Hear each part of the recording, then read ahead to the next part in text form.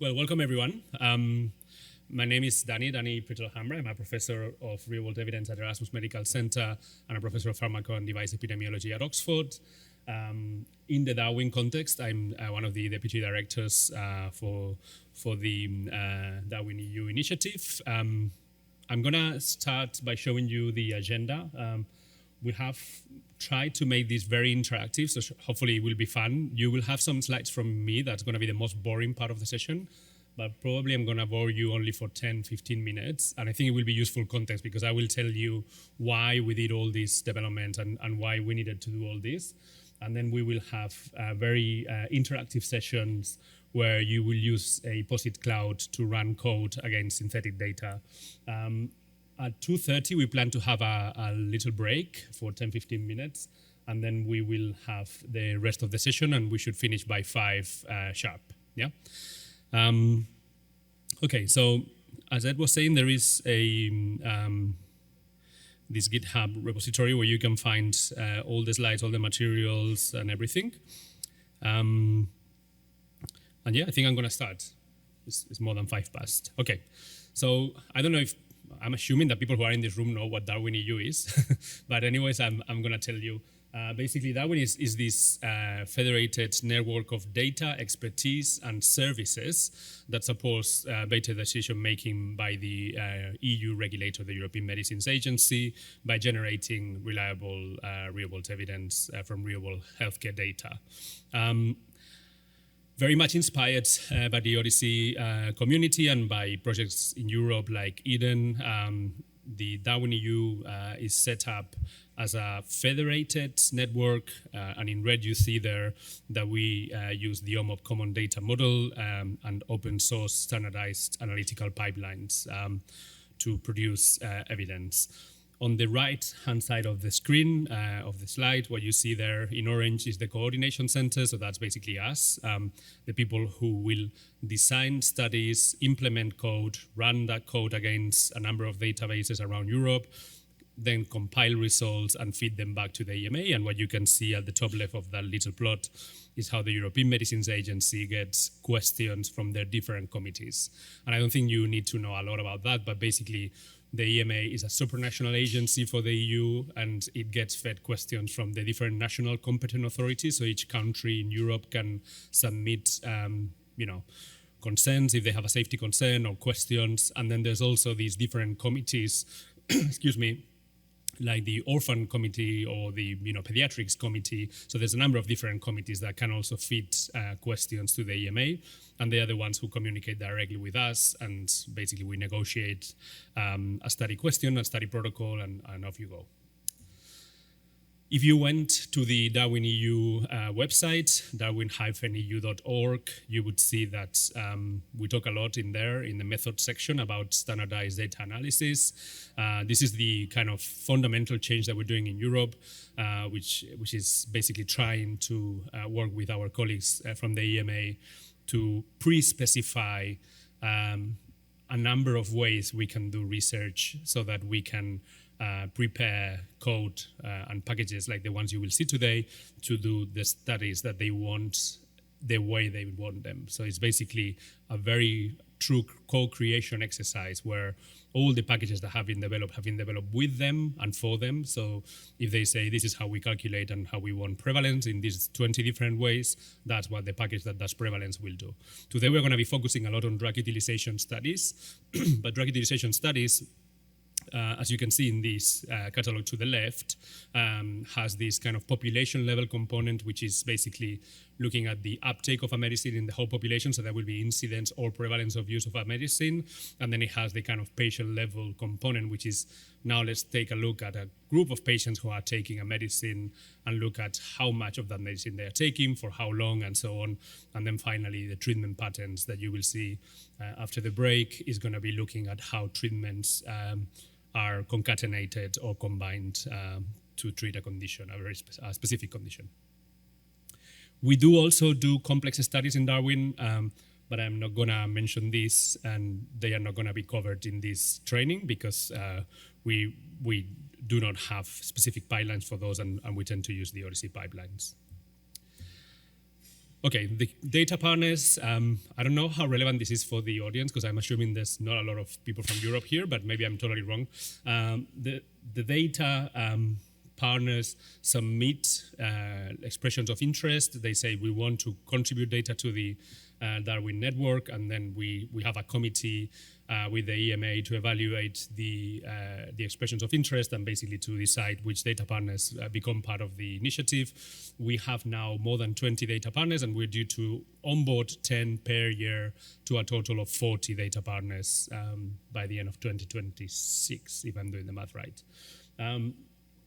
For now, this is the data that we have. It's a mixture of primary care records, nationwide linked registries, mostly from Scandinavia, hospital databases, disease registries like cancer registries, and there's a couple very interesting biobanks, the UK Biobank and the Estonian Biobank as well in the network that have, potentially smaller data, but wider in terms of covariates and richness. I'm not going to dwell on this because I think this has been covered this morning and you probably knew this already, but we do mostly the blue and the red in this slide. So we do a lot of characterization studies and a lot of estimation studies. I don't think we've done any prediction work yet, and it's not in the catalog of standard analytics. Okay, so talking about drug utilization studies. So at the population level, the EMA will be interested very often to know what is the uptake of a new medicine that has been launched to the market. They will be interested to know how many people use a specific medicine or a drug class at a given time point in time. They will want to know sometimes trends in the use, like secular trends over time, and they will want to know how a drug is being used across different geographies, different age groups, or different healthcare settings. So sometimes you will be seeing a study that includes primary care data to look at the use in primary care and hospital data to look at the use of that same drug in the hospital. And then sometimes there's also other use cases, like for example, there's now a big issue with drug shortages in Europe that are being monitored. At the person level or at the patient level, so when you get a cohort of people using a drug and say, how are they using that drug, the typical things we will do are characterizing the uses of a medicine or a group of medicines. So looking at, what do they look like in terms of age, sex, comorbidities, indications, use of concomitant medicines. And then we will also want to look at how medicines are prescribed and used in routine care in terms of duration, quantity, strength, and so on. We are not going to cover this today, but there is also in the catalog, you will see in the right-hand side where we talk about complex studies, there are these risk minimization measure effectiveness, which is basically looking at how something that the regulator does changes or not the way we use a medicine. So for example, if they say, from now on, this medicine is contraindicated for people with a history of heart attacks, then you should see how the number of people using the medicine probably declines. And you should also see how the prevalence of people who had a previous heart attack before starting the treatment declines dramatically, right? Because it's a contraindication. That sort of thinking is very important for the regulator in measuring the impact of their actions. We're not covering that, but this can be done with the packages that we will show and some additional code, typically to do interrupted time series or time series analysis of different types. Okay, so very quickly, we also have a package that's called drug exposure diagnostics. We've learned in Darwin that the EMA's ambition in terms of drug utilization was well beyond what we had done before, and we really needed to test the granularity and the quality of the data on drug available in the different data sources. We kind of knew what data was available, but at the more, at the higher level, but we created this package to know more about the specific detail of how much data is contained in a specific database on a specific type of treatment. And that's, kind of generic, but sometimes it's very specific and very difficult. Like if you're looking at inhalers, for example, or creams, it's very hard to do proper drug utilization studies of that kind of product.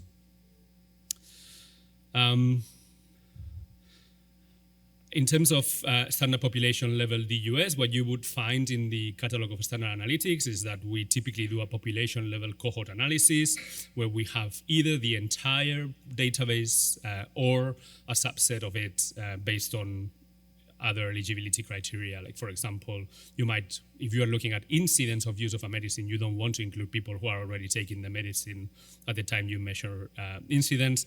You could also want to maybe just restrict your analysis to people with a specific comorbidities or with specific indications. In terms of output, as you will see later today, what you're going to get is an incidence rate, a prevalence, and then you'll be able to stratify by certain criteria, including age, sex, calendar period, database, and other things. And the package that will do this and it will cover is the incidence prevalence package. I'm not going to dwell too much into the detail of what it does because you will hear everything later, but you will also, what you see at the end of the package is a very pre-specified output, completely co-created again with the EMA. This is what they expect to see when they do one of these studies. At the patient or person level, this is going to be a new drug user cohort design. I know there are people with very different backgrounds in the room. Basically, the idea is that you will get, out of the whole population, identify people who are starting treatment with a specific medicine, and the way you will define that will be based on, not having used the same medicine in X months before that first prescription. Typically, you will have participants that will be people that have some time of data visibility because you want to make sure that they have a washout, right? That they are new users and they haven't been using the drug in that previous time. And sometimes you will restrict your analysis to specific subpopulations. For example, you might want to say people with psoriasis or people with a specific disease. The standard analyses are going to include a kind of patient-level characteristics at the time of treatment initiation, some information on potential indications, dose strength, cumulative use, treatment duration, and count of repeated prescriptions. This is what the catalog says, and as you will see, the package that we are going to use will produce all that and a little bit more. So I think Marty is going to cover drug utilization and cohort characteristics, and this will give you large-scale characterization. It will give you indication, it will give you dose strength, treatment duration, cumulative drug use, and number of repeated prescriptions, and it will give you treatment discontinuation based on survival analysis. And again, there will be an associated standardized output that we use for reporting. I'm not going to cover, as I said, the analysis of RMM effectiveness, and I'm not covering the treatment patterns that will be covered by Martin later. But just to say, if people are interested, as I said, this is something that can be done once you've produced the output from these studies, and we've just published a paper with some associated code on how you could do this. And I think I'm more or less on time. Any questions before we jump to the real meat of the session? Anyone? No? Okay, so I think hopefully you can continue all these conversations in the break over a coffee. Okay, I'm not going to let anyone talk to each other again from this moment. No, I'm joking. Hopefully everyone's found the GitHub repository. This is important. It has all the links to the presentations. Has anyone not found this? I can make the link bigger if you need to see it again. Could you put your hand up if you haven't found it? Everyone has it? Okay, great. So here, the first thing to say is we're going to be working in R. Can I have a show of hands of people that have used R before, R or RStudio? Okay. And can you keep your hand up or put it up again if you consider yourself like intermediate user or more? Like you've written, I don't know, like a for loop in R, something like this before? Okay, that's great. No, that's just good to know for me. So we have two options for following along. So we have one option, which is a POSIT cloud. So this is an online environment. There's a link in the GitHub. So if you click here, what you'll have to do to use that is register. So you have to make a free account. And once you have done that, you'll be able to see this space where there's different R studios that we'll use today. The other option is if you are experienced with R and RStudio, you have it on your laptop, you could just follow along on there. There's like trade-offs between the two. The POSIT cloud is nice because we've installed everything for you, so it should be very smooth, let's hope.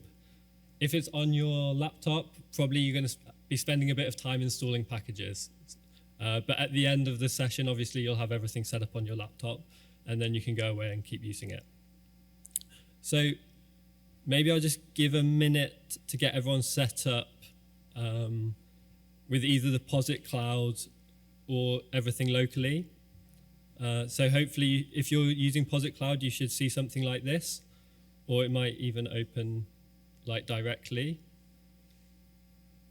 If you have all of that, maybe just talk to your table again, and we'll just come around and make sure all the tables are looking okay and set up. If you really don't want to use R, you're probably in the wrong session. But you can sit by a neighbor who've had their hand up as being an intermediate, and they'll, I'm sure, be happy to go along with you.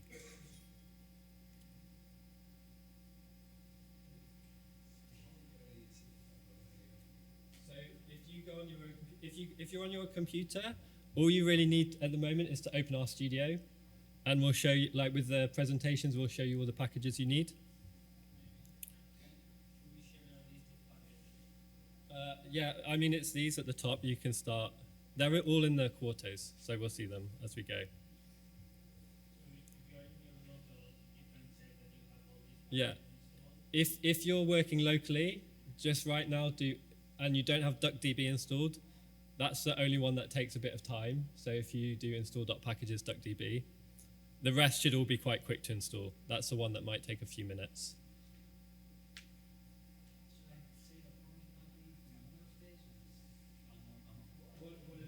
Yeah, so it's create a copy, so you can do whatever you want. And I should be able to see. So now we'll have some more. And do you see like 3 different projects like this?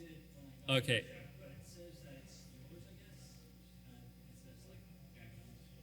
If you write something and save it, it should just be saved in your environment, hopefully. Hopefully I haven't given everyone admin access. If I have, this is going to go not so well, but we'll just all work together.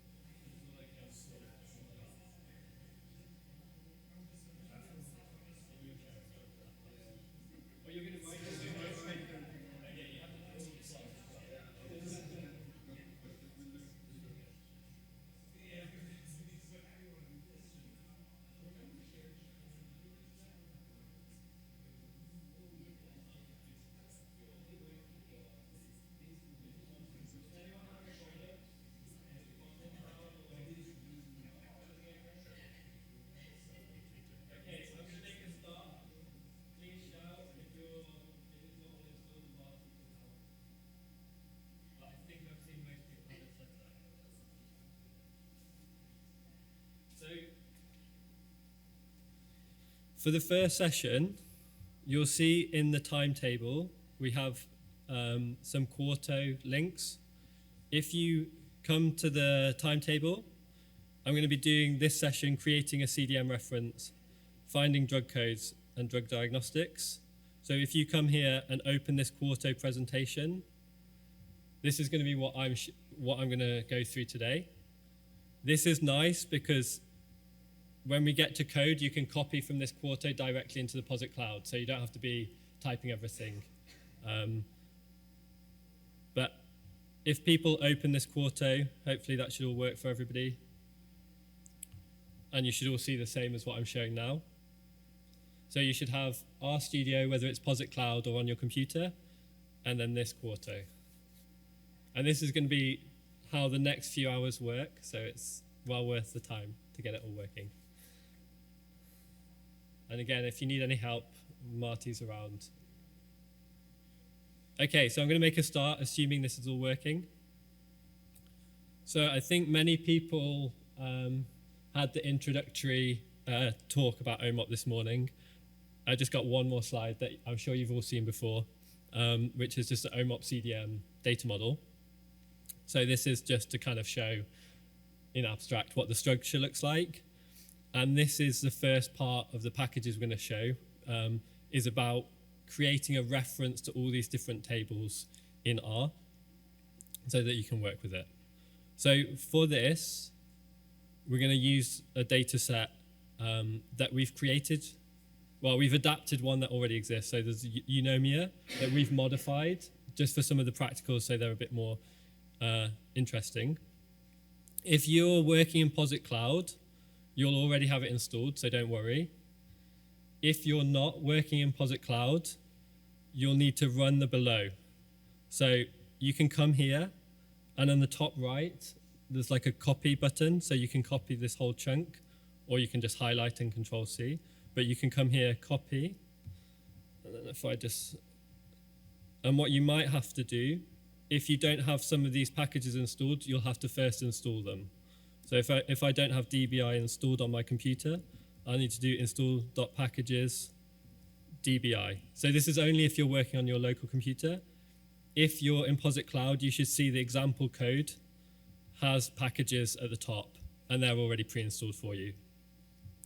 So again, you can go to the Quarto, copy the code, and this might take a few minutes. It will depend a bit on how well the hotel Wi-Fi is still working. Yeah. If you're in POSIT Cloud, and once this has worked for everybody, if you're working locally, we're going to connect to that data. So if you go to POSIT Cloud, you can copy this code, but actually this first part's already there. You can load the packages.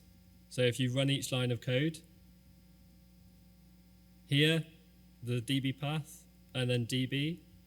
And then if you write DB, if you run that in the console, let me make that a bit bigger, you should see something looking like this. So once everyone's got something that looks a bit like this, the red at the bottom, that means we've got everything set up and you're going to be good to go. So I just give it a few minutes for people to get that working. Yeah, again, if you're in POSIT Cloud, this bit should be really easy. If you're on your local computer, this is the only bit where it might take a bit of extra time.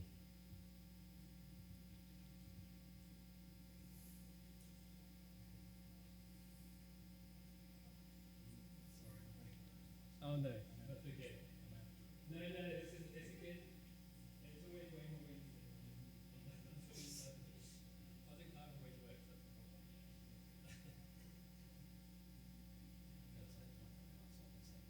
Oh, okay. Are you working in our studio? No. Oh, okay. Oh, okay.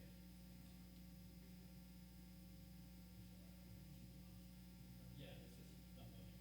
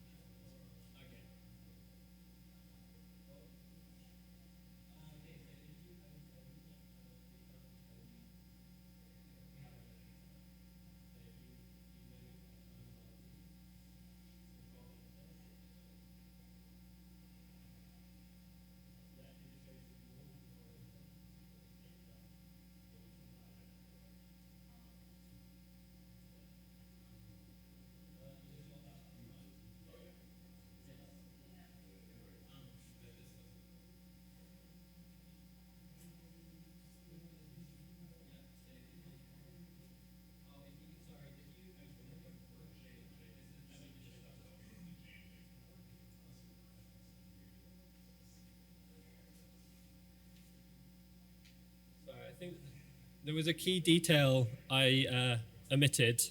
So this code I'm showing here, it's called example_code.r. So if you're in POSIT Cloud, you have it here. So you shouldn't need to write any code at the moment. If you're in POSIT Cloud, you just open example code_r, and then you can just load the libraries and create that connection to this local DuckDB database.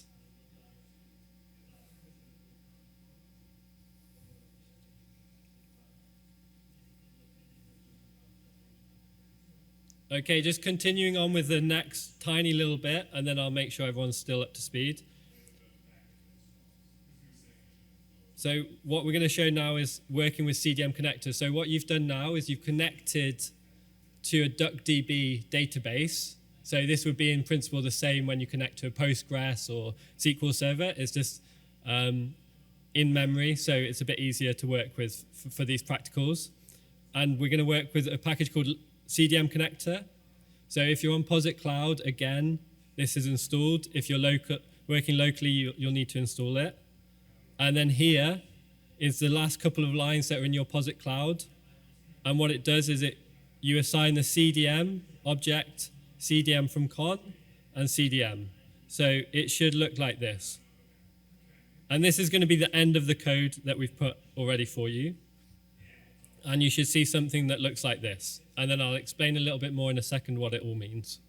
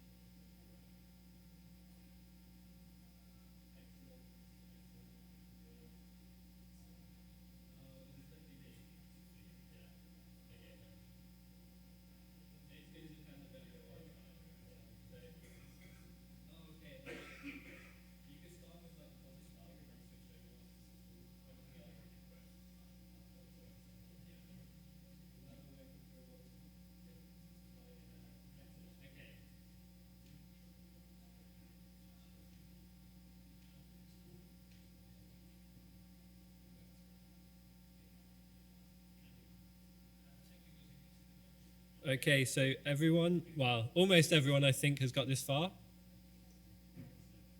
No? Okay. Oh. Is everyone who works for Jane?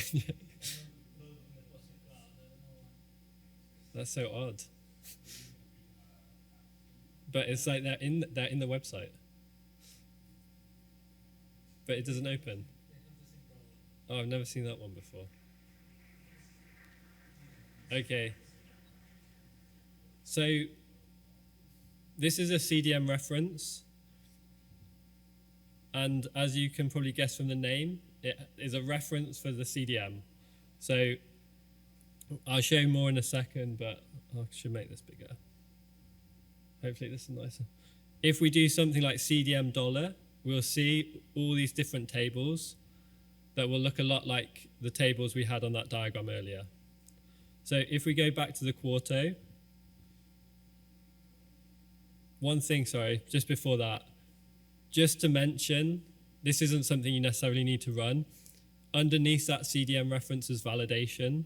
So when you've connected to the CDM, by having this object, there's also been some validation of the data that's happened behind the scenes. Just to mention that, so for example, things like observation periods, there's some checks that there's no overlapping observation periods, there's some checks about the plausibility of your data.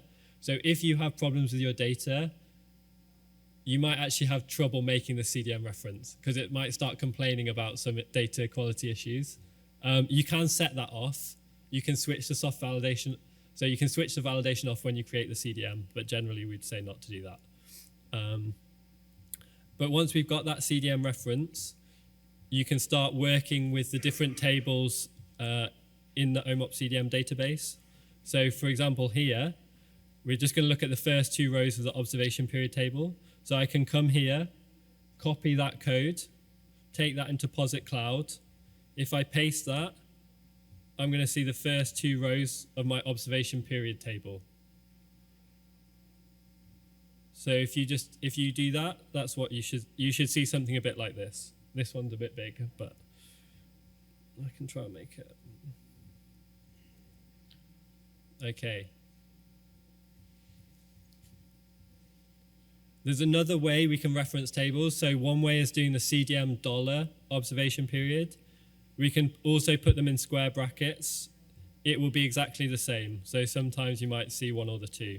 Normally we'd be using the dollar, but if I copy that code where we use the square brackets instead and take the first 2, you'll see the exact same result as you do before. And you could do that with any of the tables. So you could come here, change observation period to person, and you see the first two rows of your person table. Okay. You can then start doing stuff with the CDM. So now we've created this CDM reference. For people that are familiar with dplyr, lots of the dplyr verbs will work out of the box with your CDM reference. So for example, we can count the number of records in our condition occurrence table. So if you do CDM dollar condition occurrence count, then you'll get a count of that table. So I can come in, copy that code into POSIT Cloud or into RStudio, and you should see this same count on your data. Can I get some nods or some, yeah? Okay, yeah, okay, that's good. Excellent. Just start shaking your head and frowning if it's not working. Or put your arm up and your hand up and Marty will come and help. You can then also do a little bit more than just counting the table. So for example, here, we're just going to get the minimum condition start date, the median, and the maximum. So if I come and copy that code into POSIT Cloud, you should see something like this. So this would be the minimum condition start date we see in all of the condition occurrence table, the median, and the maximum. Hopefully that's working for people. I don't see anyone violently shaking their head, so I'll continue. And then just to mention what's going on behind the scenes. So for people that have worked with R but not databases, you might not it might not be so obvious what's happening. What we're not doing is bringing data into R at the moment. What's happening is this R code is being translated into SQL and executed in the database. You can collect the data and then work with it, but if you put this verb called collect, but as it's written here, we're still working in the database. And you can actually see that when you run the results, you'll see that you'll see at the top, it's still talking about the database, so we're still there. So you can see what's going behind the scenes in the next slide. And this is by running show query at the end of your pipeline. So if I copy that code, what I can do is show you what that looks like. And this is a SQL that dplyr code is being translated into that's going to be specific to database management systems. So that's what's going on behind the scenes. And you could have done that, say we had the count one, we can do show query, and we'll have the nice simple SQL that was written to do that for us. If you really want to go a bit further, you can also change show query for explain. This should work. And you'll see it explained as well as the query. But this is all behind the scenes. So you shouldn't working with the tools really need to know about all of this. It's just to say that's how it's working. So now it's your turn. So here's a little exercise to spend a couple of minutes on. So 3 questions to try and answer using what you have from the previous slides. I've already given you one of the answers. So first, can you run the code to count how many people in the person table? So before we counted the observation period. So now can you count how many people are in the person table? And then can you also calculate what the minimum observation period start date is in the database and what the maximum observation period end date is? So these are all working. The first one is working, with the person table, so CDM $person. And the second 2 are working with the observation period table, so CDM $observation period. And I'll just give people a minute or 2 to work out how to do those 3.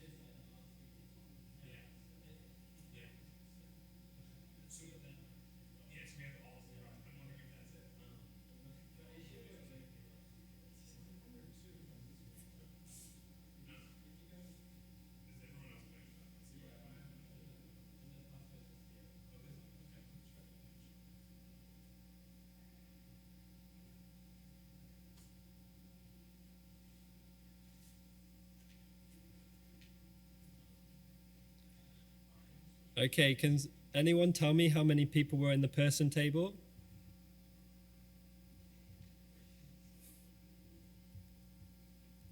Okay, I'll do it myself then. That's okay. Don't worry. If I remember. So did people get 10,000 plus people? Yeah, okay. Okay, minimum observation period start date. So now we'll do observation period. Summarize.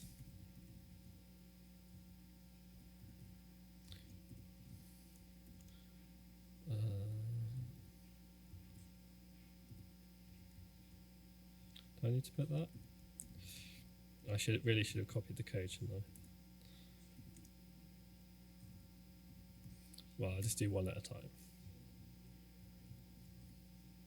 So 1923, did people get the same? Yeah. And then if we do max, and here we're going to use the other variable of end date. Oh, not min. Okay, this is why not to do it live. And 2023, people got this? Yeah, okay, I see a few summed up. So I'll continue. Okay, so that was just like an introduction to the CDM reference and like in general the CDM tables. Now I'm just going to look a bit more at the vocabulary tables of the CDM, because this is going to be very relevant for any study we do including drug utilization studies. So one of those tables is CDM dollar concept, so the concept table. So if we ran that, we'd see this is the kind of data it captures. So we have the concept ID. So this is going to be what's going to be in like the condition occurrence table. You'll see concept IDs associated with events. This is where you come to when you want to know what that actually represents. Here you have a concept name associated with concept IDs and other things like domain ID and so on.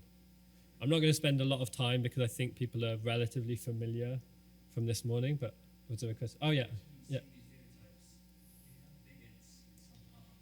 Yeah. So if you connected to the database and it was big int, it would say it here. And everything would work with it in the database as big int. When you collect it, that's where tricky things can happen. Normally, it depends if it's collecting a subset, then it might convert them. Otherwise, it might not. So it's a bit, it might, yeah.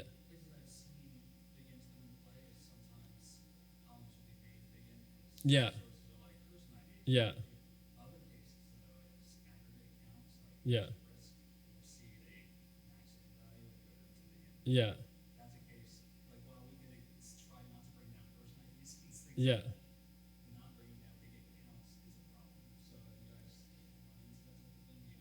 Yeah, we run into more like sometimes whether the SQL can, the SQL that's been translated around will work for them. Because normally, like if we're dealing with that kind of thing, it's still in the database. So that SQL it translates to, if that works, it's all fine. Occasionally, like on specific database management platforms, the SQL might need to change, but yeah. Cool. Okay, so that's the CDM dollar concept table. And you can see if you choose just like one specific concept ID, if you go to Posit Cloud and paste that, you can just see the details just for that specific concept ID. So in this example, we've got warfarin oral tablet of 5 milligrams. Okay, but we do have other vocabulary tables that's important to know about. So things like the concept ancestor. So here we can find descendants and ancestors of different concepts. So as an example, we can, if we take this concept ID, which I think was warfarin, and we paste that into RStudio, we'll see that we have linked concept IDs. So we have an ancestor and descendant, and we also have like the levels of separation. This will, you'll see this later when we have tools that make use of these tables. There's also, just to show what that looks like. So we could have found that warfarin sodium 5 milligrams was a descendant of warfarin overall in this example. We also have tables like concept relationship. So this might help us see mappings and so on. Here you can see if you run this in your Posit Cloud, you can see the first concept ID relationship is mapped from. So this concept ID 1829630 is like mapped to 40163554. And then if we look at that, we're really getting in the weeds. If we then look at that concept ID, we'll see that that's a non-standard vocabulary. So that's an example of where we have a non-standard vocabulary, there's a concept ID associated with it, and we can find out the standard it maps to using this table. We also have the concept synonym table. In this example dataset, it's not populated, but as you can guess, that would have like synonyms for your concept names. Okay, so those are the different vocabulary tables in your CDM reference. One of the packages we developed is just to make it easier to work with all of them, and that's called codeless generator. So if you copy this code, so library codeless generator, this has some utility functions. So for example, we can get the vocabulary version we're working with, which is often important to know when we're doing studies. So for this example data, you can see the vocabulary was actually in 2022 it came from. We can also see things like what vocabularies are available. So these are the different vocabularies available in our CDM. We can see things like the domains that are present. So we have what we might expect, things like condition and drug and observation, measurement, and so on. We can also see the different concept class IDs. So this is particularly interesting for drugs, as you can see. So here, for example, we're going to look at standard concepts from the drug domain and see what different concept class IDs are available. So this is actually very important, and one reason, say, with drug exposure diagnostics, it's so informative to know, because the data could be you could have your drug exposure table populated with concepts at the ingredient level, or they could be much more granular. This has a big impact on what we're able to do with that data.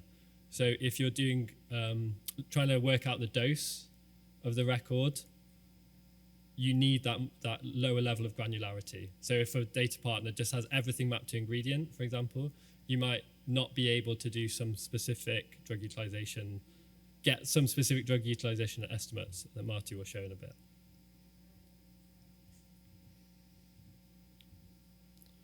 And then we can see how much more interesting it is for drugs and conditions. So in conditions, there are concept class IDs, but they're not really as used in studies, I'd say, compared to drug studies, where it's much more informative. So hopefully that code is all running for people. You now have another little practical where you might have to just go back a few slides to get some of those. So with that data you've connected to, can you check what the vocabulary version is? Can you do a count of the concept table? So see how many records are in your concept table. So CDM $concept, pipe, and then something. I won't say what. And then if you have try and work out also how to check in your concept table how many records refer to standard drug concepts. And for that, you need to know that the domain ID you're going to search for is drug with a capital D, and standard concept is S. And that's how it refers to what a concept is standard or not. So I'll give them a few minutes for people to do that.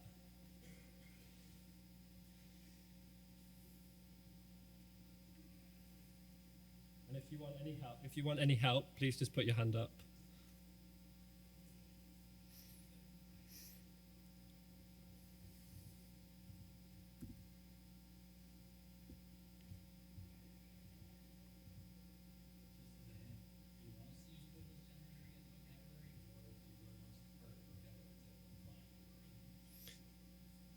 You could do either.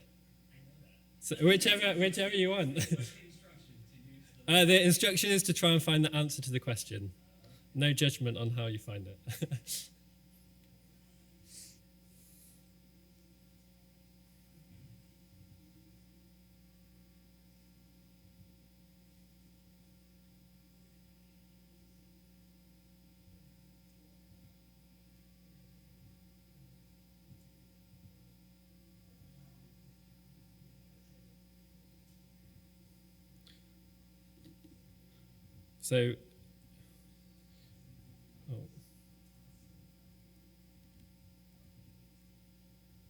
So if we were using codeless generator, we could just use a get vocab version function.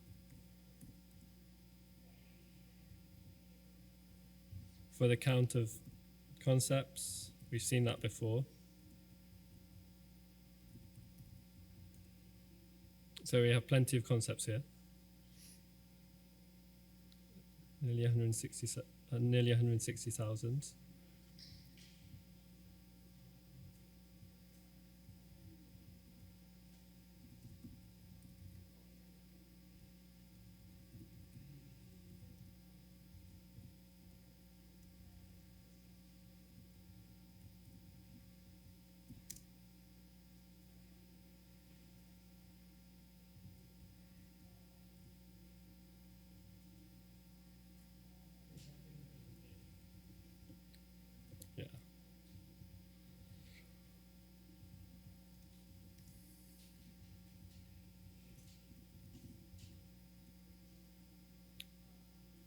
So we have over 110,000 drug concepts in our data.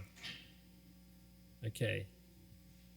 So that was something you could have probably worked out yourself. So you could have interacted directly with those tables without necessarily using this package. It was more just providing some useful functionality.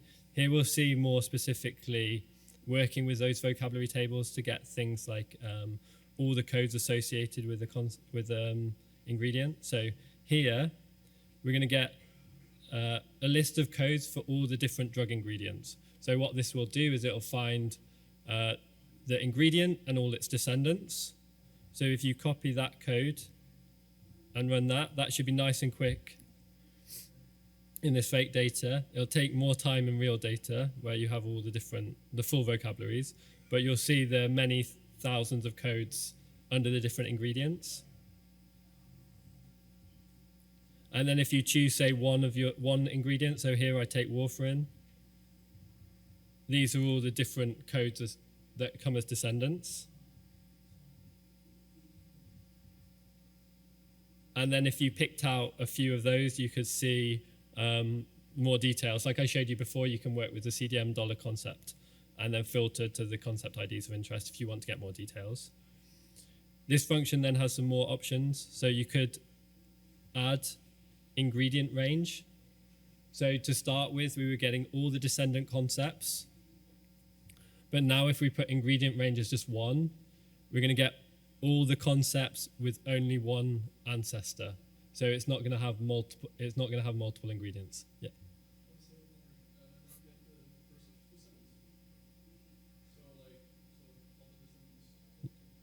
Yeah. Yeah. Yeah, so if we run this, for example, we'll see that before we had 27,000, but we've just got rid of 2,000 of them, the ones that were associated with multiple ingredients. So for a particular study, you might want to exclude those. You can also do the opposite.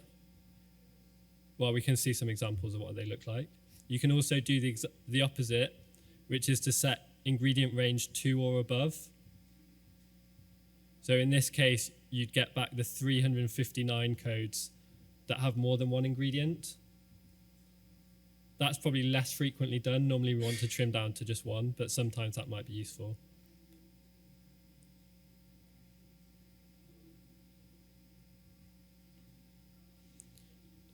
Another option is the root category.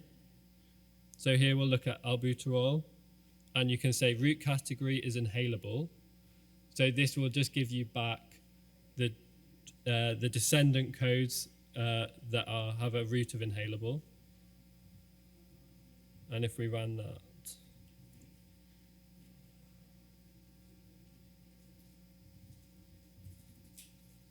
we'll see we have plenty of codes for that. And then another useful function is you could get all the ingredient codes, so all of its descendants, and then instead of just getting one specific root back, you could instead stratify the list and get all the different roots associated with them split up. So here you could see if we took that albuterol example, if we stratify our initial list of all of its descendant concepts by root, you'd get 4 back, the inhalables that we had before, but you'd also have a list of the injectables, oral, and then those ones that, for whatever reason, didn't have a root associated with them.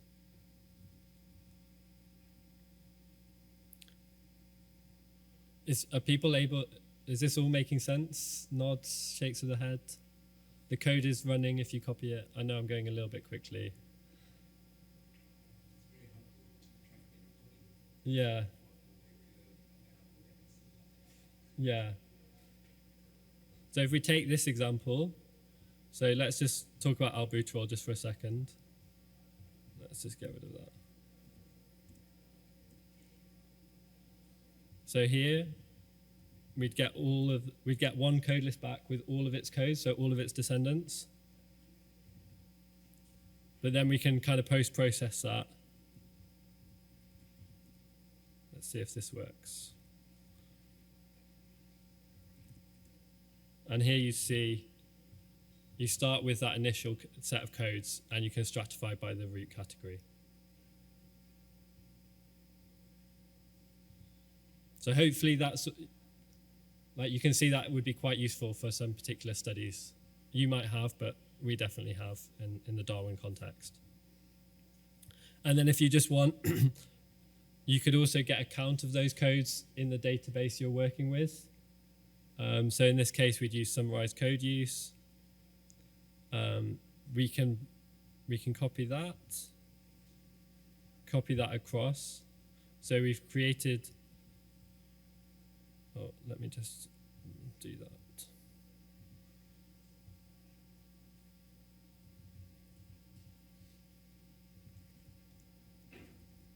So we've got our list of codes.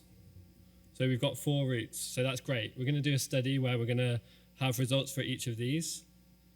If we do summarize code use, so we can get a quick count of all of these. So we'll do summarize code use pointing to those codes. And then we're just afterwards going to make a table of the results.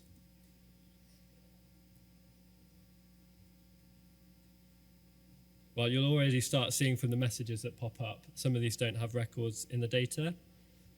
And then if we make a table, we can see that we've actually only got concepts with that inhalable route in our database we're working with. This is a synthetic database. And we can see the record count and person count associated with them. So this obviously is very useful information. And the last thing just to talk about is what Danny mentioned, which is drug exposure diagnostics. So this kind of takes this and goes much further in looking at the feasibility of what we can do for a drug study. So there we just had a count, a count of concepts. Oh, I'm going to skip your turn because I'm going a bit over.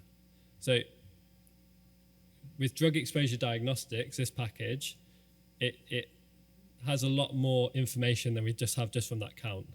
So here, we'll copy this code, and we can see we can run different types of checks.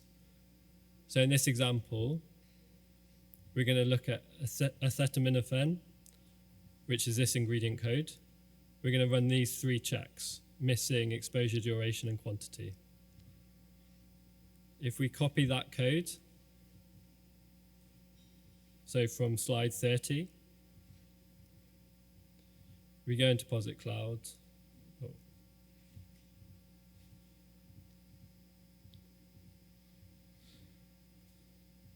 And we run that. We can, hopefully it's quite intuitive what we're going to be checking, but we're going to be checking the missingness. So missingness in the different variables in the drug exposure table. Duration, so time between drug exposure start to end, and also quantity. And with those lines of code, we'll get a really good idea of feasibility of the study. So here, for example, we can see the missingness results. So if you ran that, you'd see the different counts and everything. For all the different variables, you'll have the proportion of missing data. To show it in a bit of a nicer way, we can make a plot just for this example. So here I'll look at the median drug duration. So if you copy that code, it should run.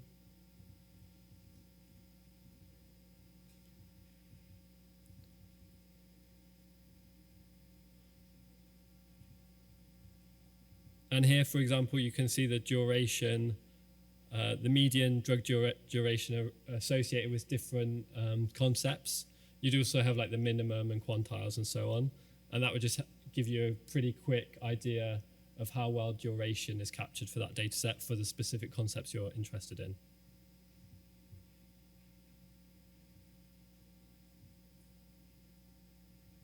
Okay, I've tried to probably cram too much information in. So that was my part on a very quick tour of lots of code, I know.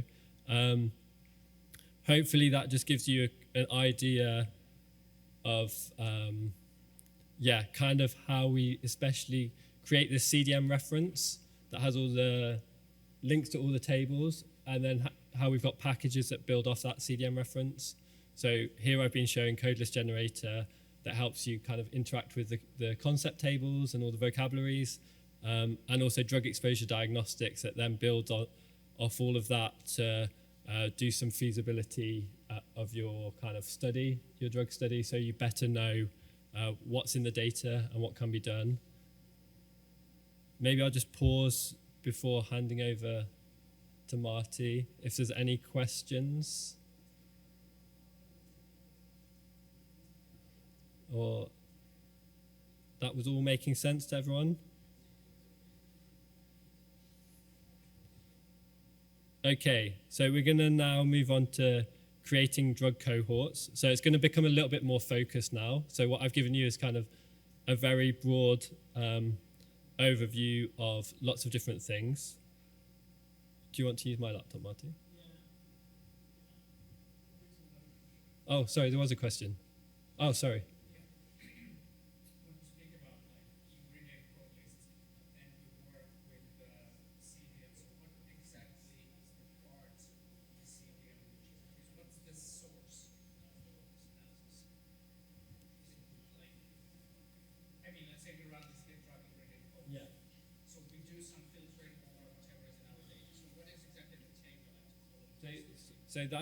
So that get drug ingredients is working with like the concept. Primarily it's working with the concept table. So it goes and picks out the ingredient from the concept table. So you could say, oh, for this one drug, or you can say for many. And then it works with the concept hierarchies. So the concept hierarchy table is the one that will tell you the descendant concepts. So you'd find like the drug ingredient code, then you'd go across to the concept hierarchy table and find its descendants. And then say you wanted to, stratify by or limit it to specific things like domain, you'd use that from the concept table again because that has a domain ID. So it's a mixture of those different vocabulary tables I was showing. So basically when I run get drug ingredient codes and I tell it it takes this string and takes one concept. Yeah. If the concept name matches the string, and then gets all the descendants. Yeah, and then that's like the default, and then you can have other options that limit it to certain ingredients and things like that. But the basic default version is ingredient name, and go find all its descendants and give them back to me. Yeah. And like we particularly speak here about like the string value name. Yeah, so but it can give you every different ingredient without you putting one name.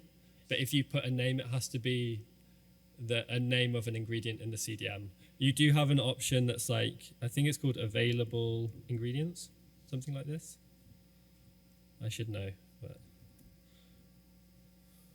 And it works with, there's a difference between the chemical names and the trademarks.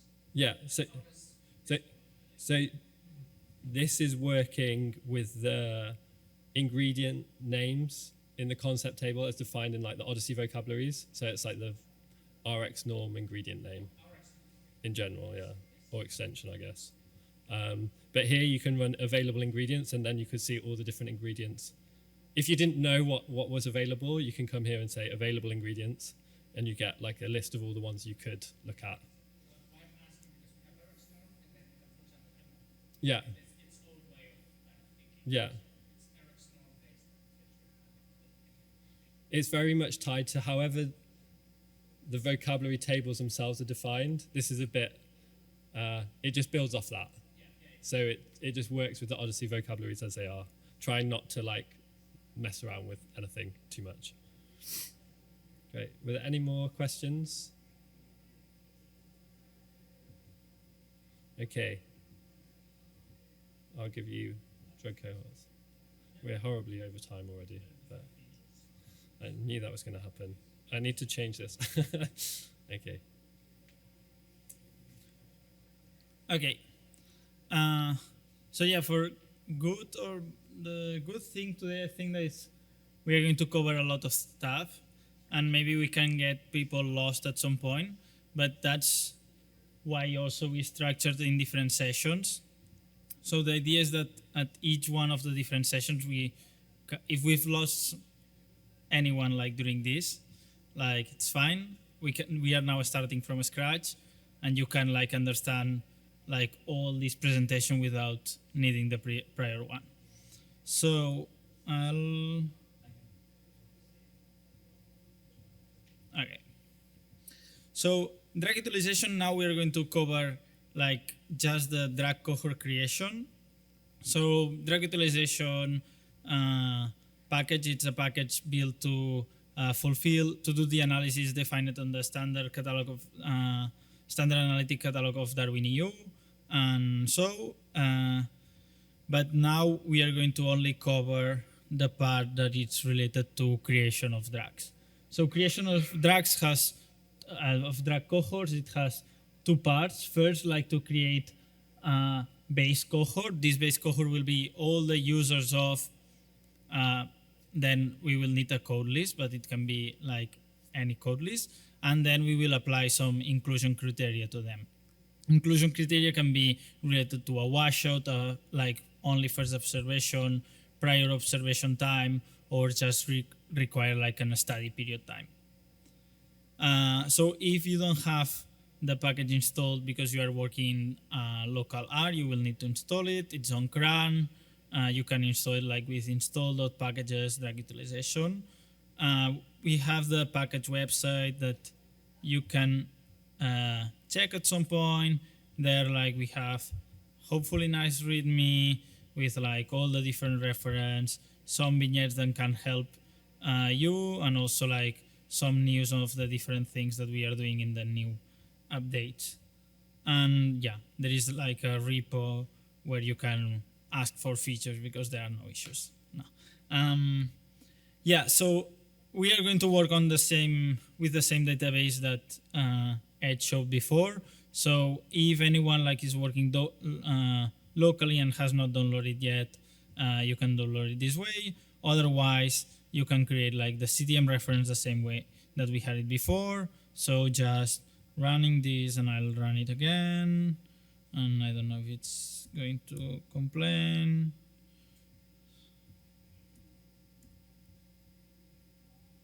Yeah, okay. So all what I need you to get from like the prior session is that you are able to get like this CDM object, and that's my starting point. So we have our CDM object, and then we need to generate a drag cohort. To generate a drag cohort, we'll need different things. The first thing is a concept set. And then like a concept set, it's like a list of concepts. So at the end, we need like just to know how we identify our drags of interest. And then we can get this concept from different ways. Like people who are used to work with Adler and JSON files, we can read a JSON file and then get it from there. You can use like all the tools that Ed was showing, like get dragging ingredients, and then we would have like a list of codes that are associated with an ingredient, or you can like do a text search or whatever, or do a custom creation code list. I don't care what you do. Basically, what you need for your cohort, it will be like a list that identifies different codes. So in this example that I'm going to show, what I'm going to use is like the acetaminophen cohort. So basically, I will use this function that I showed, get drag ingredient codes with only the acetaminophen ingredient, and get all the code list. So if I go to my CDM and I paste it, sorry. So I will get this code list that at the end, as I showed, you can access. And what at the end we need, it's like a list of codes that identify your drag of interest. Once we have this list, we can generate a cohort directly. So we have this function called generate drag utilization cohort set that basically you pass the CDM object, a name that you're going to give to the cohort table, and then this code list of interest that you define it. So if we do that, like it should take some seconds. Here, if you are working with a massive database, it can take a few minutes or hours if it's like really, really massive. But then what it gets you back, it's again like the CDM object. So now we should have the CDM object.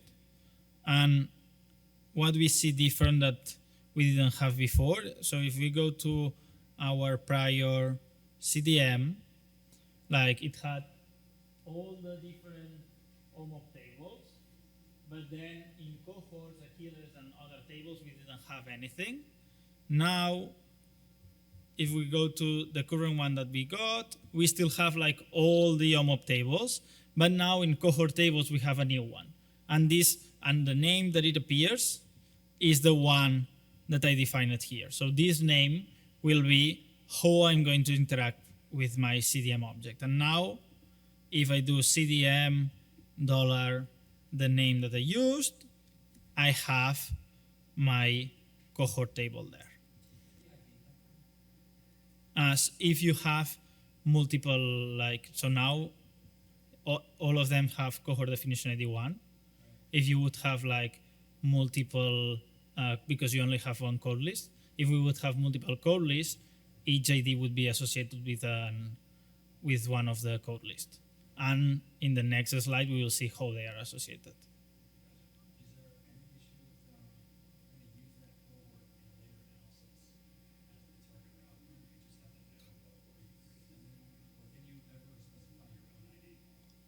So you cannot specify IDs, but you can get which is the ID easily from your object. So you have, then what I was showing, so we have our CDM object. Now we had like this extra cohort table. And as I was showing, if we do CDM $cohort, DOS cohort, we would get it. So now this is for people who are familiar with R. Like if you put class of our object, you will see that like it has some extra classes. And the only one that I want to show now is this cohort table one. That is the first one that is shown. That means that it's something that we defined, that it gives us, and it will relate with what we wanted. It gives us like some extra information. So we have some attributes for our cohorts that we will cover now. So we will have settings for our cohorts. We will have accounts. We will have attrition, and we will have like the code list associated. So all these are attributes of our cohorts of interest that are there. But when we do like CDM $DOS cohort, we didn't see any of these. So now we will see. So when you do this, like you see as any other table, like that we had with, I don't know, if you access person, so it's the same, no? Different columns, but it's similar. So now we will see how to access to these 4 things. The first thing is settings. So if we do settings of one of our objects, basically I can show this up. So we would get an equivalence between the cohort name and the cohort definition. So what we were asking before, I cannot specify which are my IDs of interest. I cannot specify which is the cohort definition ID that one cohort will get, but I can know which is the equivalence between a cohort definition ID and my cohort name. In this case, it's my the name of the ingredient. It will always be the name of the code list. So if I go back to what I was showing, if I would have created a cohort with this code list, concept 1 and concept 2, I would have 2 cohorts with one will be named concept 1 and the other one will be named concept 2. So now that's why like this one was named acetaminophen. Gap era, we will go later to what it is. Then we have another attribute that's like cohort counts. So if we run cohort counts to our cohort that we created, we are going to have like the number of records and the number of subjects that our cohort had. So all this it's in the metadata of the cohort. So this when we run cohort count, it's not counting across the table. It's already pre-computed and it's there. All, like the other attributes that we have this attrition attribute that like it's stored there, and we have, well, probably if I use glimpse, we will see better. Yeah, so this is a table that it says for each one of our cohorts if we had any attrition. Now, initially, we have that, we see that we have two rows. One that is like initial qualifying events, and the other one that related to joining exposures. That this will be related to gap era that we will see later. So here, in general, we would not have like, we only would have like 1 or 2 rows per cohort, but if I decide to require more specifications, they will be logged here. We will see all this in a second. And finally, the cohort code list. So let's say that I have this instantiated in a database, I come back later and I don't know like which code list I used to create my cohort. So I can get back my acetaminophen code list that I used to generate this cohort. So all these are attributes that are there that we didn't know and that sometimes can be useful. The most useful ones always are going to be like settings and attrition, but like just showing that they are there and that we can use them. So now we will see this gap era parameter. So gap era is used to concatenate different records. This is like the definition that appears. So basically, it's like if we have, let's say that I want to create a cohort of acetaminophen users, and I have 2 records in a person, and they are separated by 2 days. Maybe the PI considers that the person didn't stop, and that it's like still the same era. So we would concatenate them. And this is the gap era parameter. Basically, it's like the distance that we consider like that 2 consecutive records can be concatenated. Let's, like by default, it's gap era equals 1.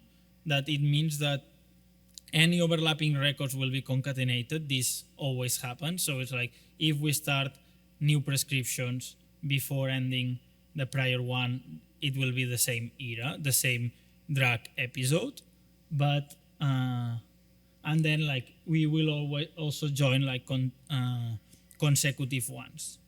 So let's see this simple example. So we have an individual with this red are the records that we see in the database. So we have an individual with 4 records, the red ones.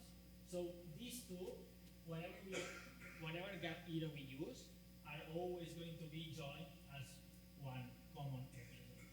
And then the other one are independent. And then depending on the gap era that we are going to use, we are going to join them or not. If we use a gap era of 0, even these 2 are consecutive, we are not going to join them. If we use gap era of 1, we will say, oh, this distance is equal or smaller than 1, so we are going to join them, and then we will have 2 episodes. And if we will use a gap era of 30 days, then we would consider that all this is a drug episode. So this is how the gap era parameter is used, and it's used to define gap episodes of drugs. Yeah?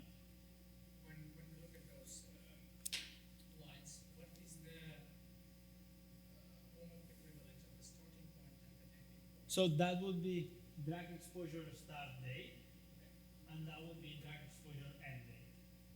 And do you cover cases when then the drug exposure start and end just at the same point? Yeah, then that would be 1 point, and then like it will be gap era. If we have a gap era of 0, we would have like each point will be an episode. If we would have like a gap era of 30 days and they are separated by less than 30 days, we would join them into an episode. Is there also a possibility to like shift them? Because like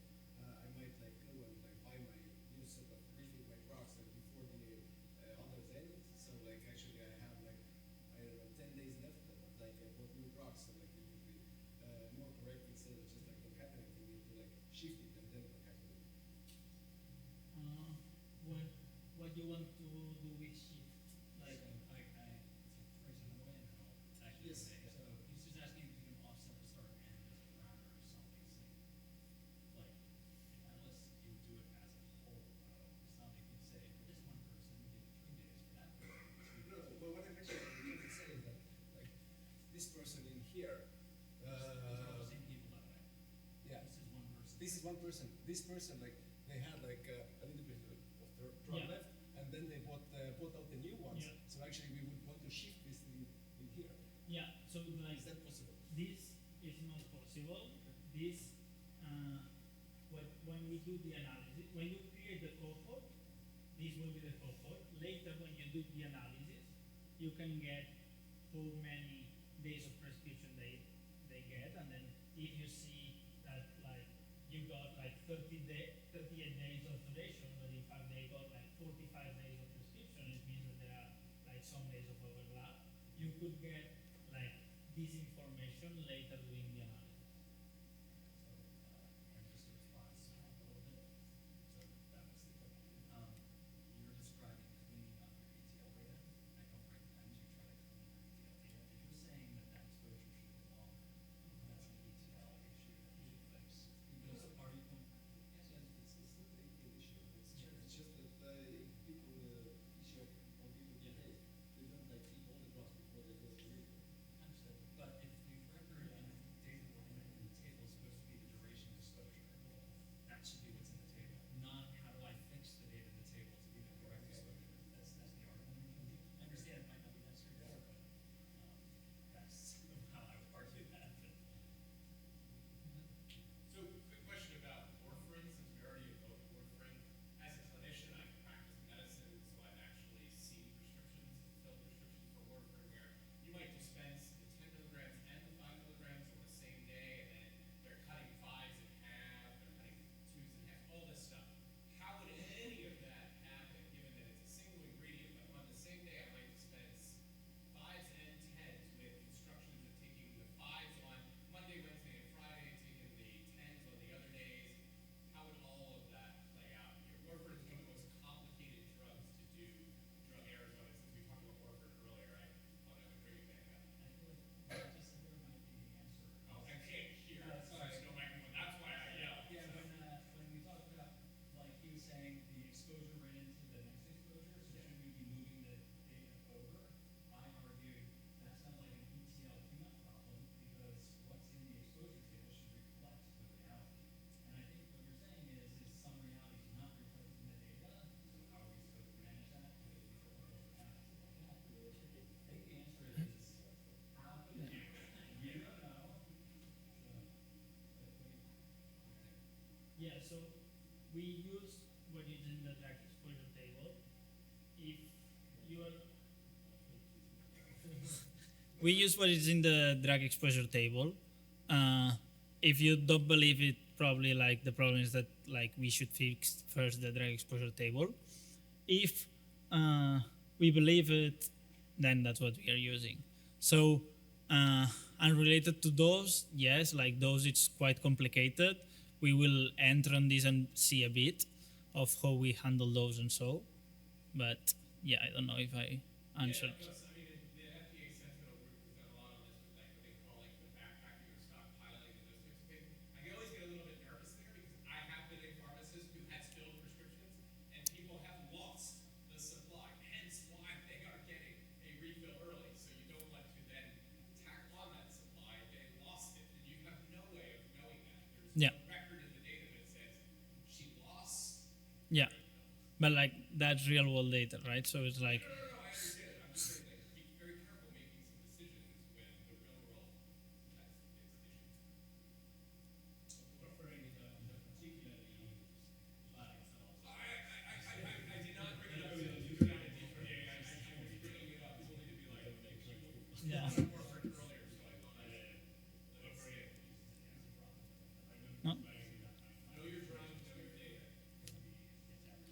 Okay, so going backwards to what I was explaining, like did we get like this, the impact of this gap era parameter is like to generate like exposure eras of a drug, and then what we have is that this is one of the parameters of generate drag utilization. So before I didn't mention it, I didn't populate it, but it was still there. It's because like by default gap era equals 1. That's why I was saying here, but oh, this is the default behavior is that anything that is overlapping will be concatenated, and something that is like starts the next day, it will also be concatenated. That's the default parameter. Then you have the opportunity to define it otherwise. And if you remember when I did settings before, probably we also have it in the POSIT cloud, I said, oh yeah, we have this gap era of 1 that I'm going to explain later. So now when we created the cohort, we also recorded which gap era we used. So I have my cohort created in the database, but I can retrieve from it like the code list, and I can retrieve it, the gap era that I used. So I can reproduce, I know what's contained in that cohort. That sometimes like you have a cohort instantiated and it's like, I don't know how I created. So you have all the parameters there. And now if we create it like with the 30 days, it appears in the settings with 30 days. We have two helpers of these functions, like this generate drag utilization cohort set. We have one that's like generate ingredient cohort set, and another one that it's generate ATC cohort set. All like they work exactly the same, but instead of adding a code list, you add the parameters that you would add into the code list generator package. So it's like you could like with generate ingredient cohort set, the input will be the name of an ingredient, and with generate ATC cohort set, it can be the name of an ATC class. This is like for helping. You can still do this like separated with first code list generator, I generate the code list, and then generate drag utilization cohort. So we've seen the first part of the talk, generate like a simple cohort table, and now let's see like the inclusion criteria. So I spoke before, we have 4 functions to apply different inclusion criteria. The first one is washout. Function is like require prior drag washout. The second one is like first observation. It's like require is first drag entry. Prior observation to get like time prior observation and date range. Each one of them work quite intuitively. So if we have our cohort, CDM the US cohort, and we apply to it require prior drag washout days 180, it means that any record that has that its prior record it's less than 180 days prior, it will be eliminated. So it's like we ensure that in the 180 days before, there was no record of my drug. This is washout. Then prior observation is similar. We ensure that like at least there is 180 days of prior observation in my drug, that like the person entered in the database at least 180 days before starting this drug episode. Then the required drug in date range, also similar.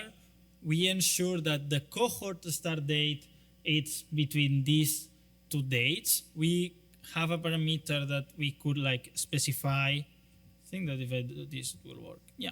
So we can specify if we want related to cohort start date or cohort end date, but by default is cohort start date.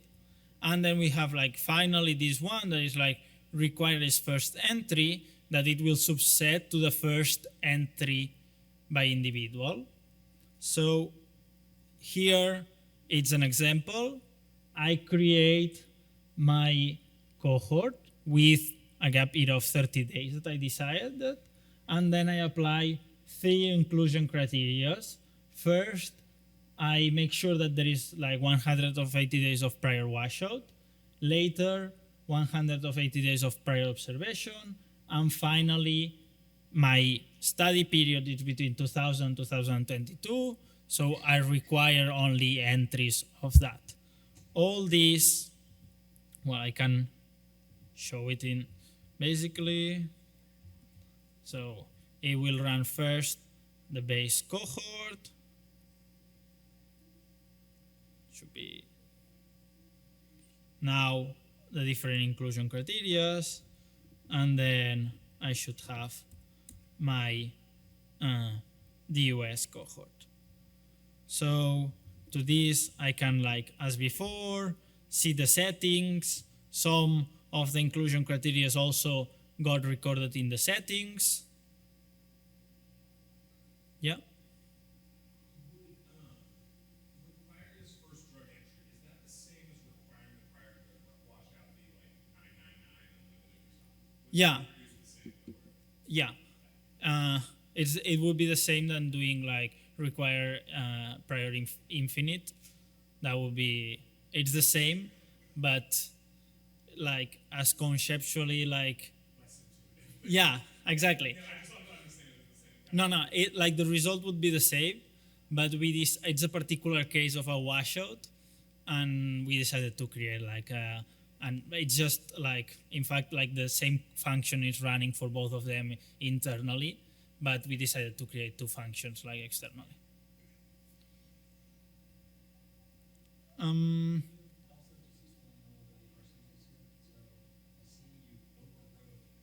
Yeah. Yeah. Yeah. Could you run query on that to see like what exactly they're doing? Is it doing it to leap from insert into create forwards where all that required first logic is? So What did that assignment do? So what it's done, it's like it reads the cohort that you currently have, it applies the inclusion criteria, and then it overwrote the table that you had there. So all that server side, so there's like a delete from table and You computed like intermediately. If it's okay, I'm about working on my side, but basically if I click query at the end of it, it'll just show me exactly the query is doing. no. So like that's, I also got like a this question before. So the show query currently work with its dplyr verbs. Our pre-built functions does not have show query. We have an option for debugging where we record all the SQL that we run in the database that can be logged to a text file.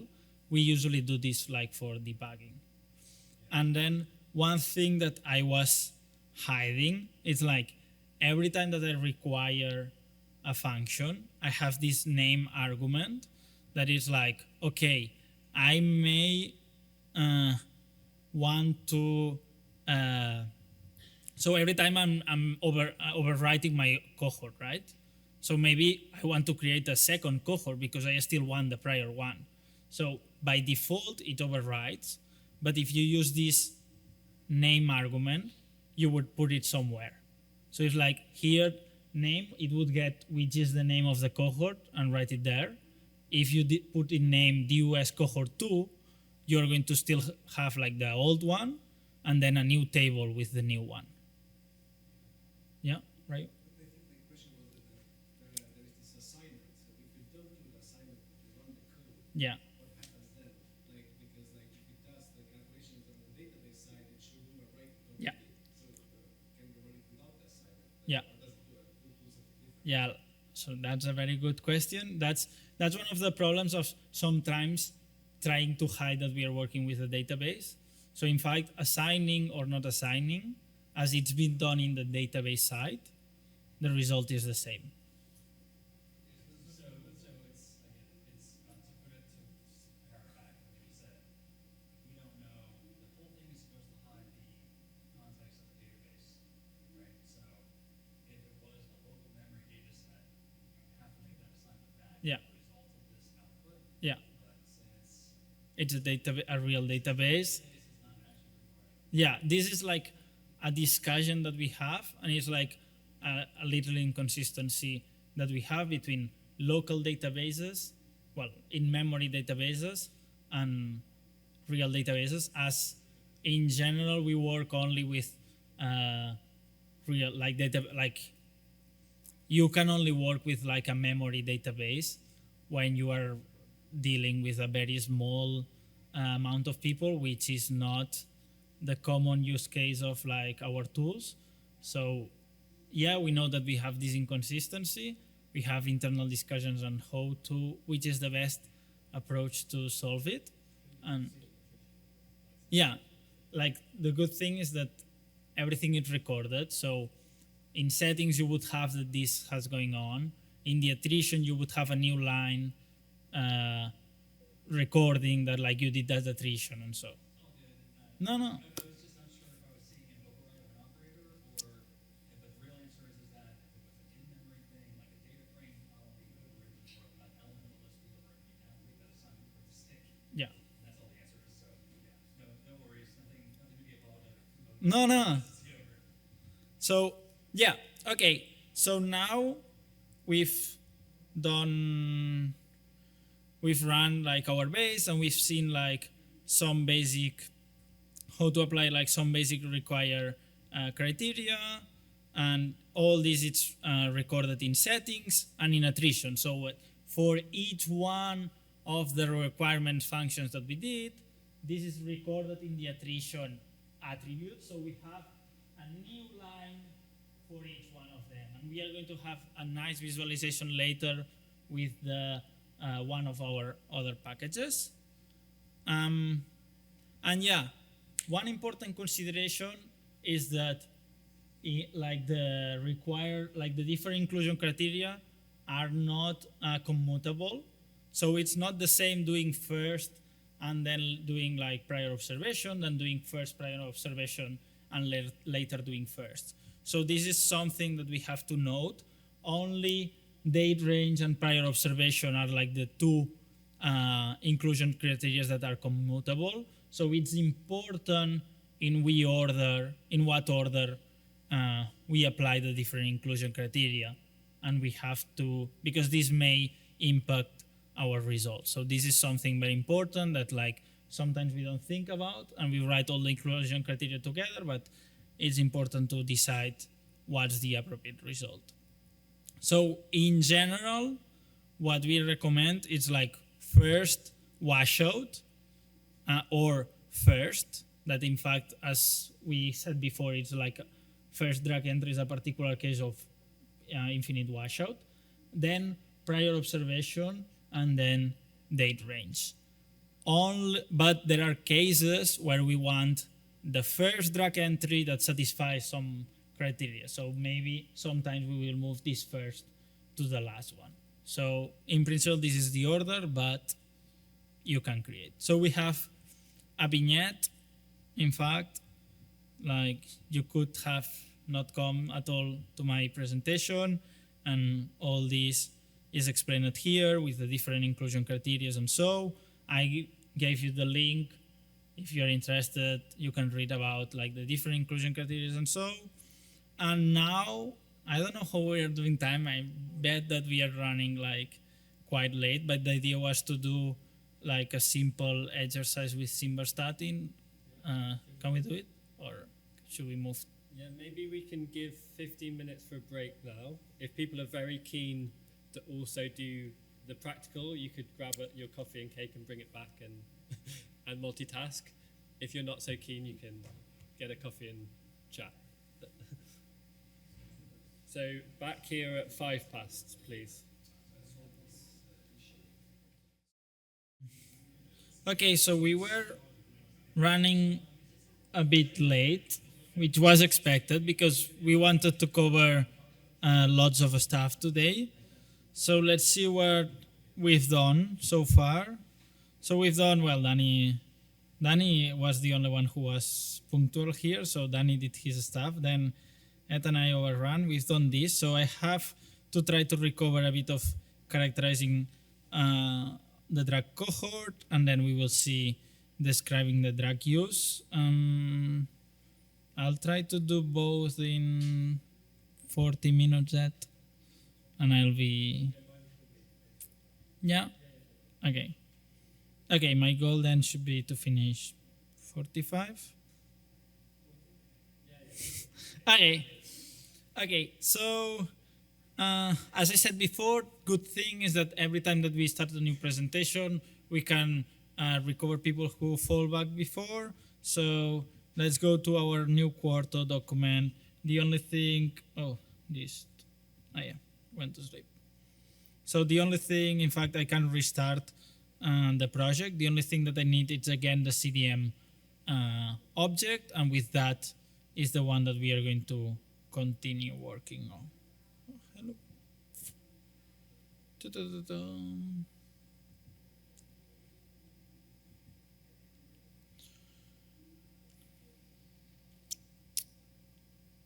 Okay, so as before, we mentioned that we had like a package to deal with drag utilization studies called drag utilization. For characterization, we have another package that's called cohort characteristics. As you see, like with the names, we don't spend much time, and they are quite intuitive. So cohort characteristics to characterize cohorts.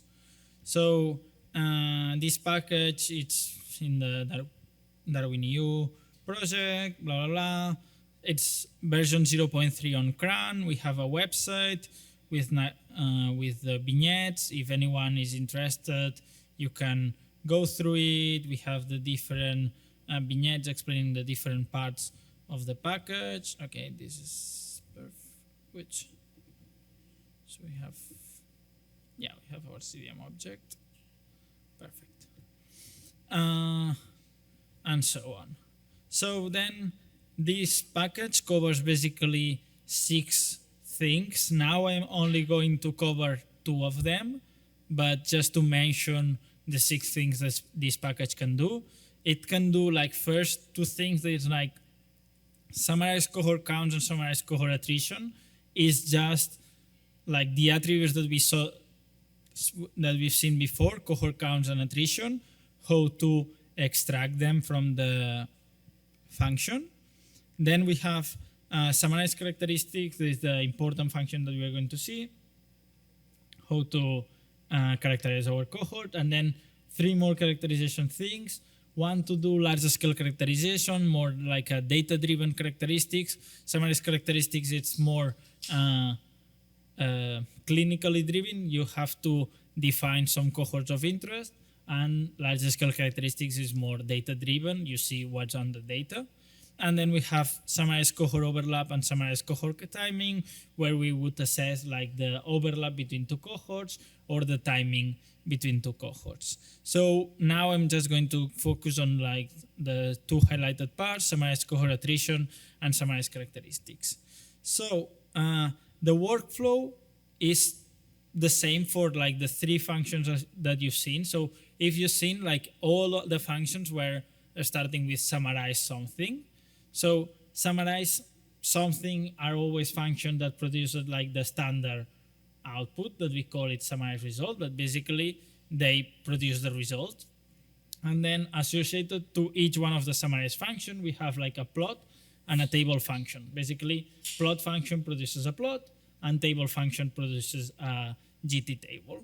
And like basically how we would do is like we summarize whatever we are summarizing into a result object, and this result object can be plugged into the table or the plot functions. So like this is the workflow, and I'm only going to show the table or plot function, but for each one of the functions, it always exists both the table and the plot. And this goes for each of the different packages that we have. So again, for people running locally, if you need, like, just download the database. Otherwise, we just need this part. And in fact, I'm going to do it. Okay. And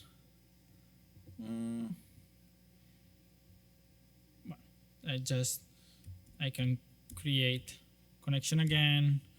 It will complain, and I do the CDM object.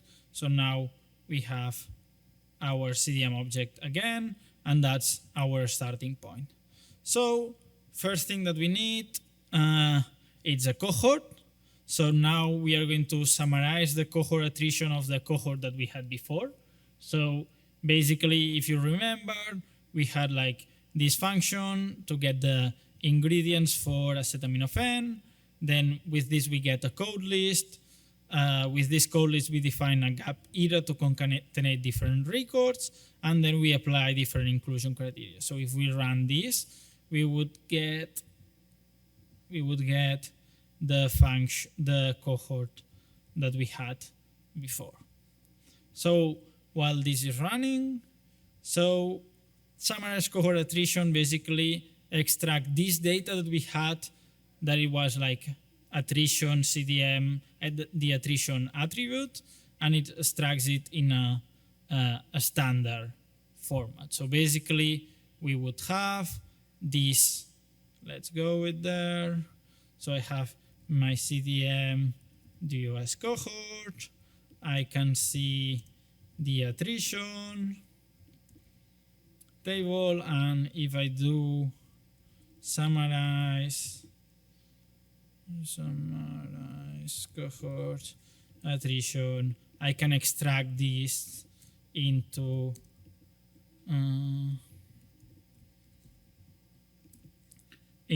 a standard output. So just this is the first, although Ed showed it before, like he didn't explain it. So it's the first time that we see the summarize result object. The output of all our summarize something functions will look like this.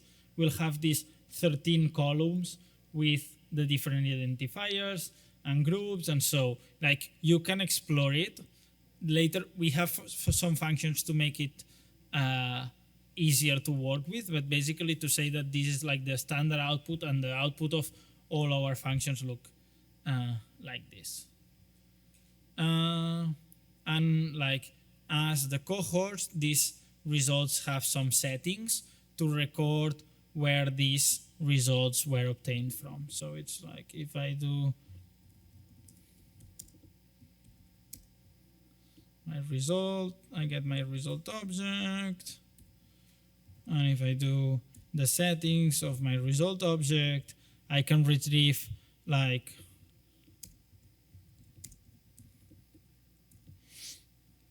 I can get like metadata of how this result was generated, by which package version, and then in this case I'm summarizing a cohort, so I also get the data of how the cohort was generated.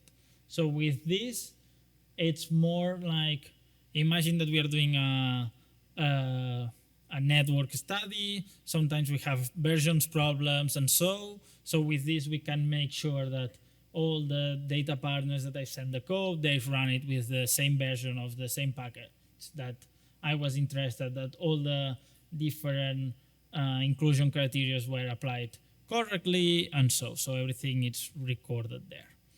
Now going to, so I'm skip. So this object has like some standard ways to work with it. We are not going to see many detail, but like just that we have a function to export, a function to import it. We have a function to suppress to a certain min cell count. We can get the settings as we've seen. We can bind multiple results. So we have a way to play with the results objects, and so I'm not going to expand on this, but just to let you know that these exist. So just going to the table and plot function. So now, as promised before, for each summarize function, we had this result object with these 13 columns of interest, and we should have like an associated table and associated plot function. So in this case, we have table cohort attrition, and it creates this GT table. So if I have my result object,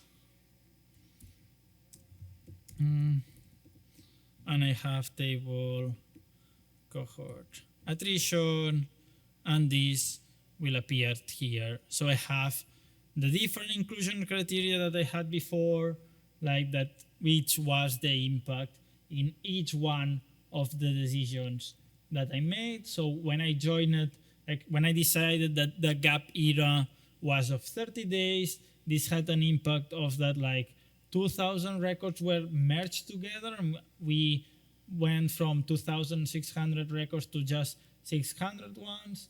Then require prior use, it wipe out no record. Then like when we required like the prior observation, there was one of the records that was eliminated, and then requiring like the study period, it had its impact. So we can track each one of the decisions that we've made, which was the impact that it had. So for example, as you've seen, I've not suppressed the results. Now I'm working with mock data. So I don't have any, I can report patient level data as it's not real. But like if we've not suppressed the results, like this is, we have a warning saying, hey, are you sure that you've not suppressed the results? So if I would want, in this case, I could say, oh, in fact, now that you mention it, I should suppress results under 10 counts, because that's like what are the rules. And before, when we had counts under 10, we had one there. This is suppressed and says that like that number is under 10. Yeah. So we've seen the table cohort attrition, and then we have like table cohort attrition. It produces like GT tables, and then GT tables can be like GT is a package that produces tables, so you can edit later with like any GT function and add to it whatever you have. And the most useful the most useful functionality is just that GT tables can be exported in many different formats. So it can be exported directly to Word, HTML, PDF, or PNG. We promised that at some point that like with our packages you could like really export the Word document and with the paper and everything. So for the moment you can export to a Word document the tables. One day it will write the paper, hopefully. Just to mention that like this supports other types of functions. So by default, other types of tables, by default we always use GT tables. But Flex table, I don't know if you heard about, it's another package that also creates tables, visual tables like GT. This is also supported. On the roadmap we are considering to support other table formats. All of them like produce HTML that can be exported in different ways. We started supporting GT, that was like the one that we found more useful, but we support other stuff. Then, as mentioned before, probably the most useful function for attrition is to plot it in a diagram. So we have this function plot cohort attrition that basically, if we can see it here live,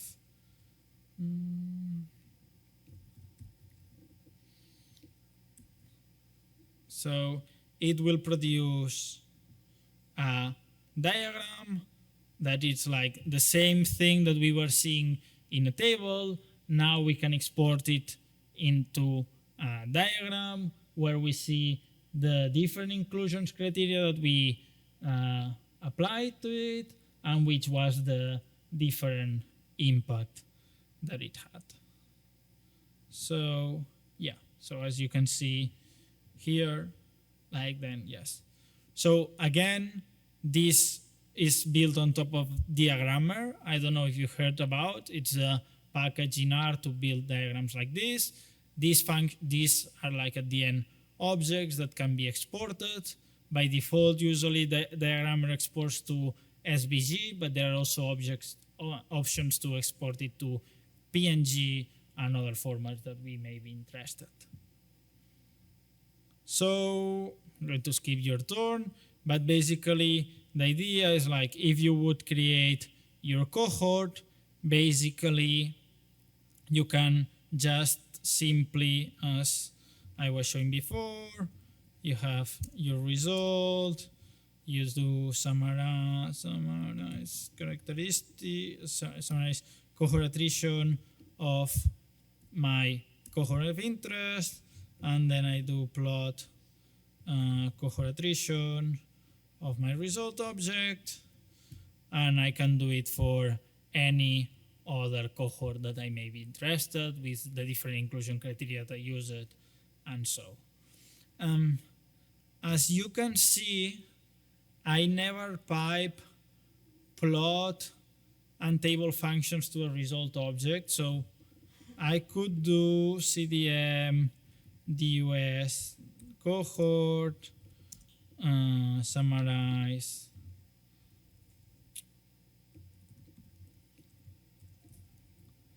cohort attrition, and then do the plot to it.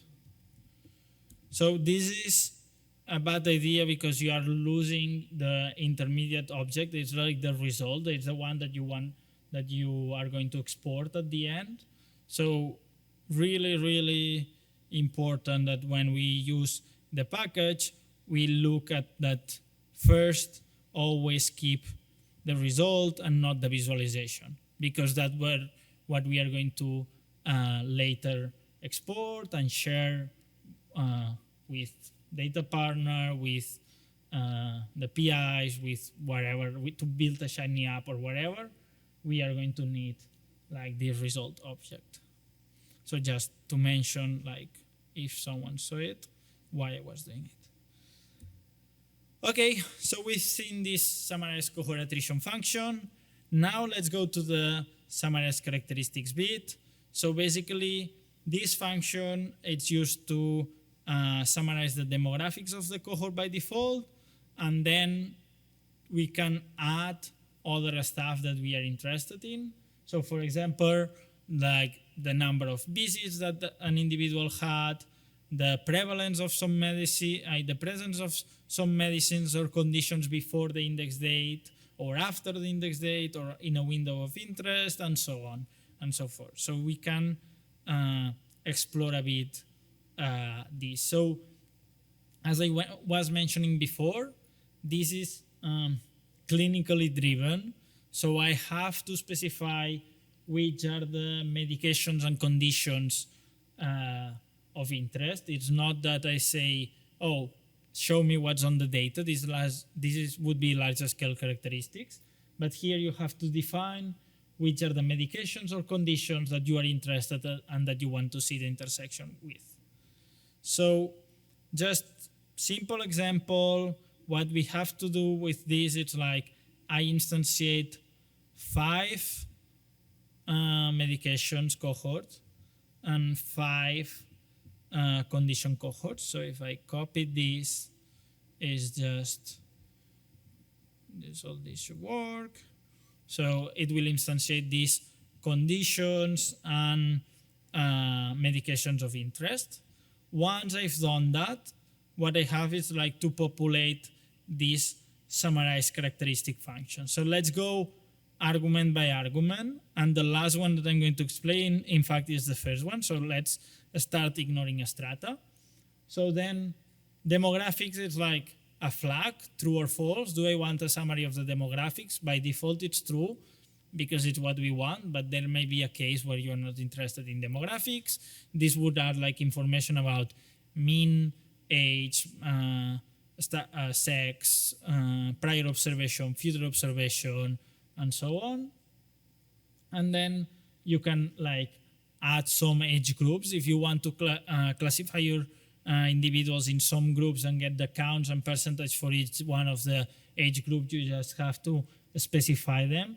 As you can see, and hopefully you can see, like age groups are defined like as a list, and I populate like each one of them that I'm interested on.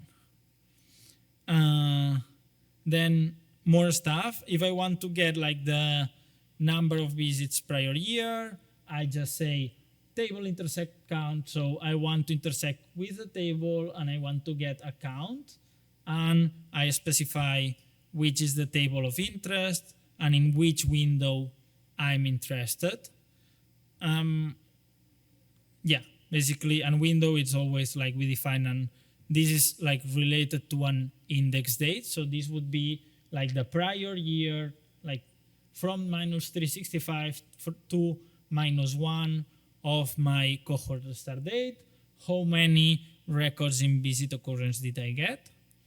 And then in this case, I'm going to use like the cohort intersect flag. Flag is to get 0 or 1, presence or not presence. Count is to get how many records I have. And then table is for tables, like visit occurrence, and cohorts is for cohorts. So then I get like conditions anytime prior, and I specify window, which is the window of interest. So in this case, like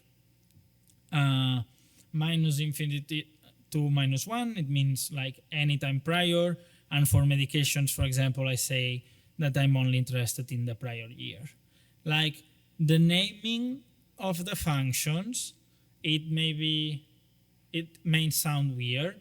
This package is very tied to another one, the patient profiles, that today we don't have time to cover it. But if you go through it, it's quite intuitive, and you are going to easily guess what each one of the arguments does. If you read the code like later, now everything is new for everyone, but if you look at it, it will be quite easily, hopefully.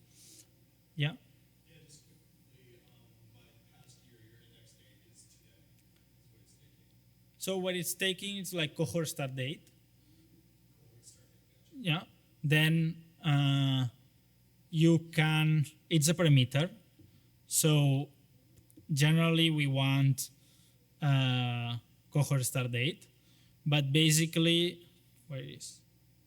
I know. Yeah, so it's cohort start date, and there it is, because we are characterizing the cohort. At some point we discussed to include it or not, but I see that we decided not to include as a parameter. So it's cohort start date, our days of interest. And yeah, going backwards, I said, oh, I'll explain the strata argument at the end. So basically, this, without the strata argument, it will summarize and provide all these results overall, and that's it with our cohort, stratified by each one of the cohorts that our cohort table has. Sometimes I may be interested like to subset my cohort by sex, or by age group, or by year, or by another information that I have. So as far this information is included as a column in my data, I can stratify for it. So basically in this case, I have a column called sex, and then I decide to stratify by sex. And that's why I ask. If I would want to stratify by age and by age group and sex, I would put here age group and sex. You can put anything that you want as far they are columns defined in your table cohort. So I need that this table contains as a column sex. So in this thing, you will have to believe me, but as I said before, like patient profiles, we don't have time to cover it before, but it does not seem like crazy that I have a function called addSex that basically what it does, it's like to add a new column called sex that it contains if like the individual is a male or female. If you are people that like to play with the data, I would recommend you to take a look to patient profiles. It's a function, it's a package that helps you to do like this. Like we have another function now just to sell it a bit, and as we are not running late or anything. So we have a function called addAge, what it's going to do. So it adds a column called like named age with the age of the individual. So you have, if you look at it, it could be named instead of patient profiles add package. So it have like many add functions to add different information that you may be interested to our tables. So this is also how we would use like age groups or so. But going backwards to my presentation, I have this function, summarize characteristics. I've decided to stratify the results by sex. Yeah. Where does it get the age stuff? Because like you don't like specifically add the age. Yeah. No, so it's like internally, But why do you need to add sex, but you don't need to add age? because I'm not a like I would need to add age if I want to stratify. So if I here,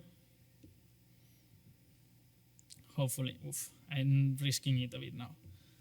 if I say strata age group, it should complain saying age group does not exist. Yeah, okay, so it complains like saying age group is not found in your data. So if you want to stratify by age group, you would have prior hand like to add this age group, but if you are, so you have to add whatever you are stratifying for. So if I only want to which I've deleted too much stuff. Yeah, so like demographics true internally, it's adding age and like doing the stuff that you want. Yeah. Yes, but so here, like, okay, so what you are saying is like, oh, you are defining some age group here, and you are telling me like to certify an age group, I could decide, oh yeah, I know which age groups you are interested in, I could get them, but like the idea is that the strata works with any columns in the database. So it's like, so here if I would do, and now everyone will have like 2020, but like I would add this in a different way.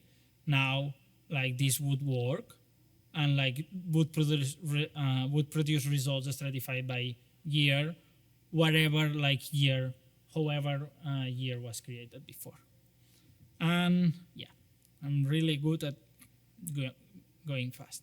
So yeah, so this produces like this result standardized format. I can plug it into the table function. This produces a GT table. There are ways to like make these tables nicer. So I can like edit which are the headers, edit which are the grouping columns that are like these ones that appear here. Headers are the ones that appear on top. Height are columns that I'm not interested and I want to hide. So you can work with them. Like for example, you are some estimates that you don't want to display. So if you see here, we were displaying mean and max and or mean and a standard deviation, and imagine that we are not interested in our function. So we just like can decide to filter these out from our results, and then they are not going to show in these table functions. Obviously, we're not going to do your turn, sorry. You can do it later. We are going to be for the whole symposium here. Happy to help and show anything that you are interested on. Yeah, this was what I was asking for. So basically, let me just show the result once more and then I move forward. But like we would produce results like this would be the demographics part where I produce results regarding a start date, end date, age, the different age groups, the counts for sex, for example, like as obviously we can see like the female group like only has counts for female and male group has counts for male.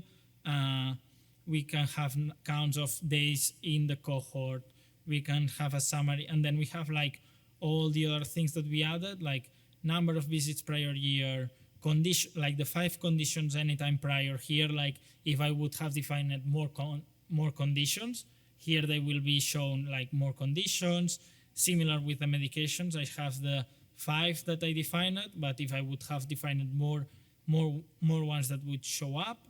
And yeah, with this, you can play a bit, you can explore cohort characteristics. That's a very useful package to get lots of information with not lots of code.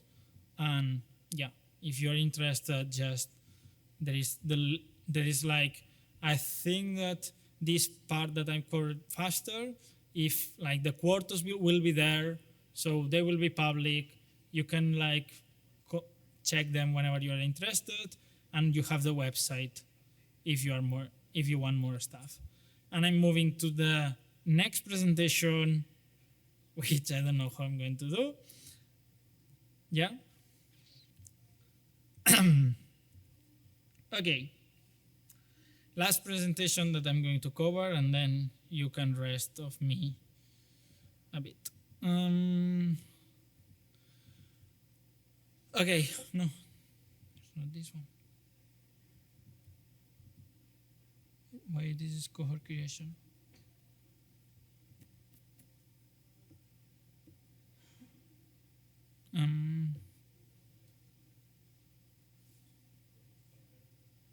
But I think that the one overrode the other.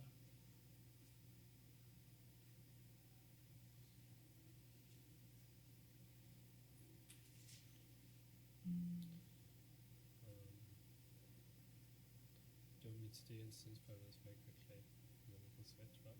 Or- I have it in locally, Yeah, and I can there you go. publish.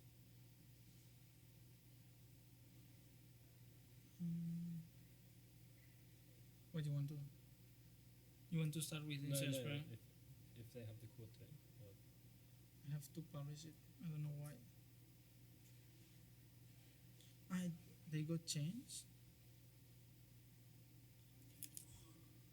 maybe just on the quartet box too.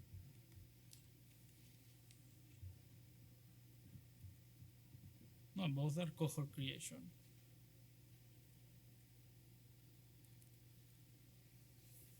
Do you want me just to do instance parameters and you fix it while I do that? That's the one you just said.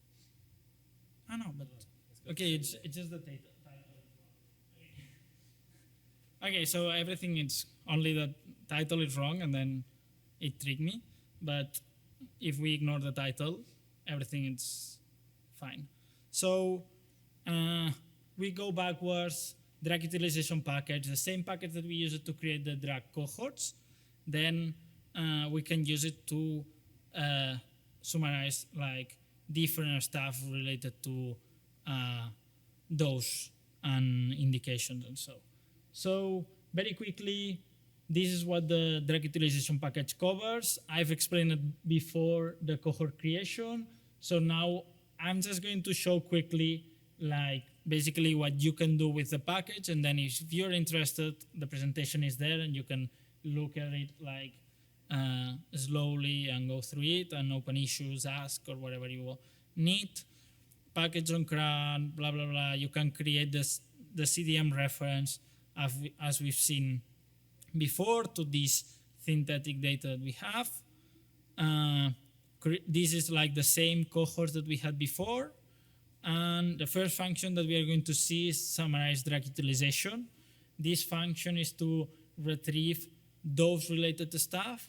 So basically, you define an ingredient and a concept set. Like usually this code list will be like all the drugs of an ingredient, but sometimes you want to do it only in a subset of the drugs for whatever reason. Ingredient is only needed if you need those. So if you only want counts of like the different stuff that we are going to see, like number of exposure, number of eras, exposed time, you don't need the ingredient stuff. Ingredient is only related to those parameters. And then basically you define an index date and an end date that will usually be cohort start date and cohort end date.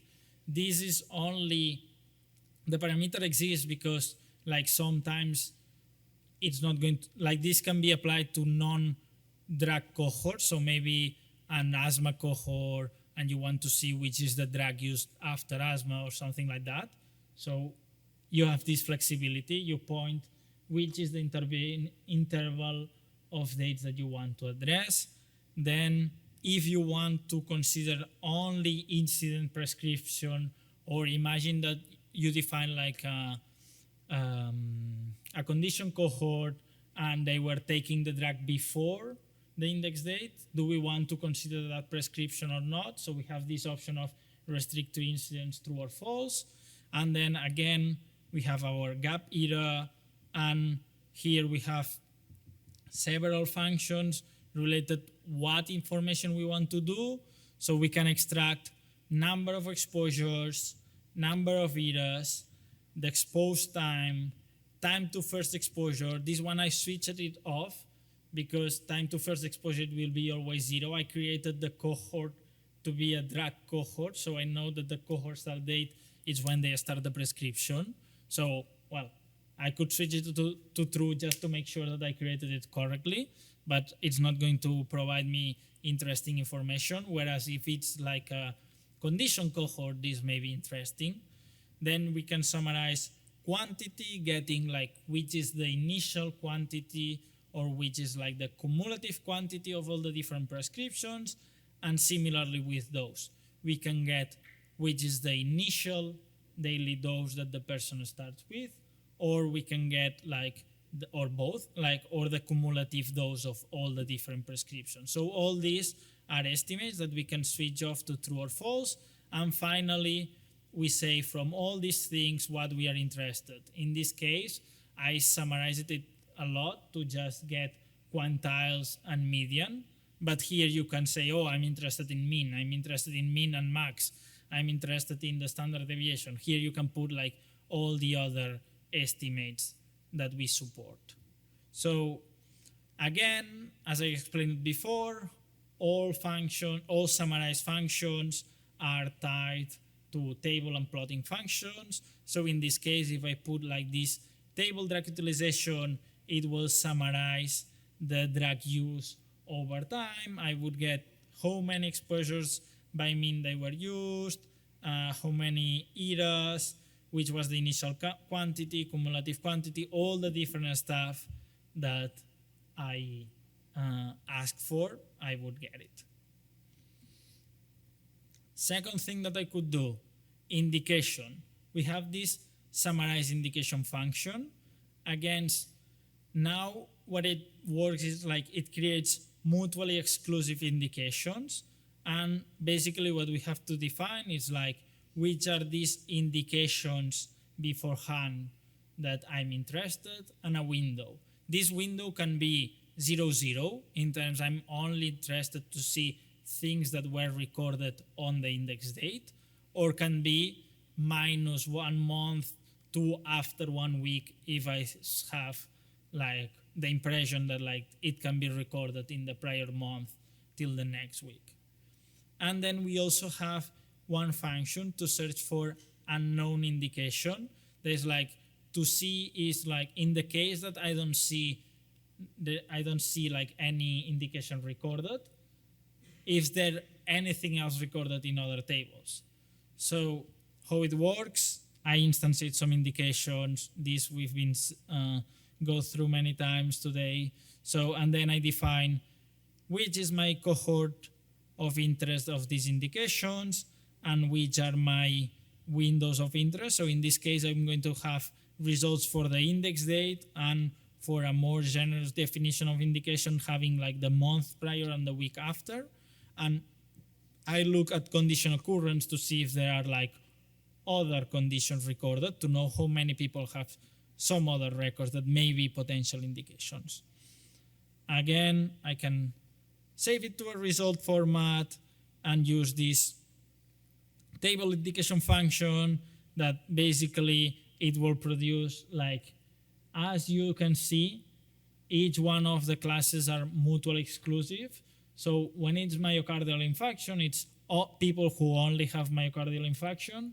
And then when it's pain, it's only pain. So each one of them, it's only that condition.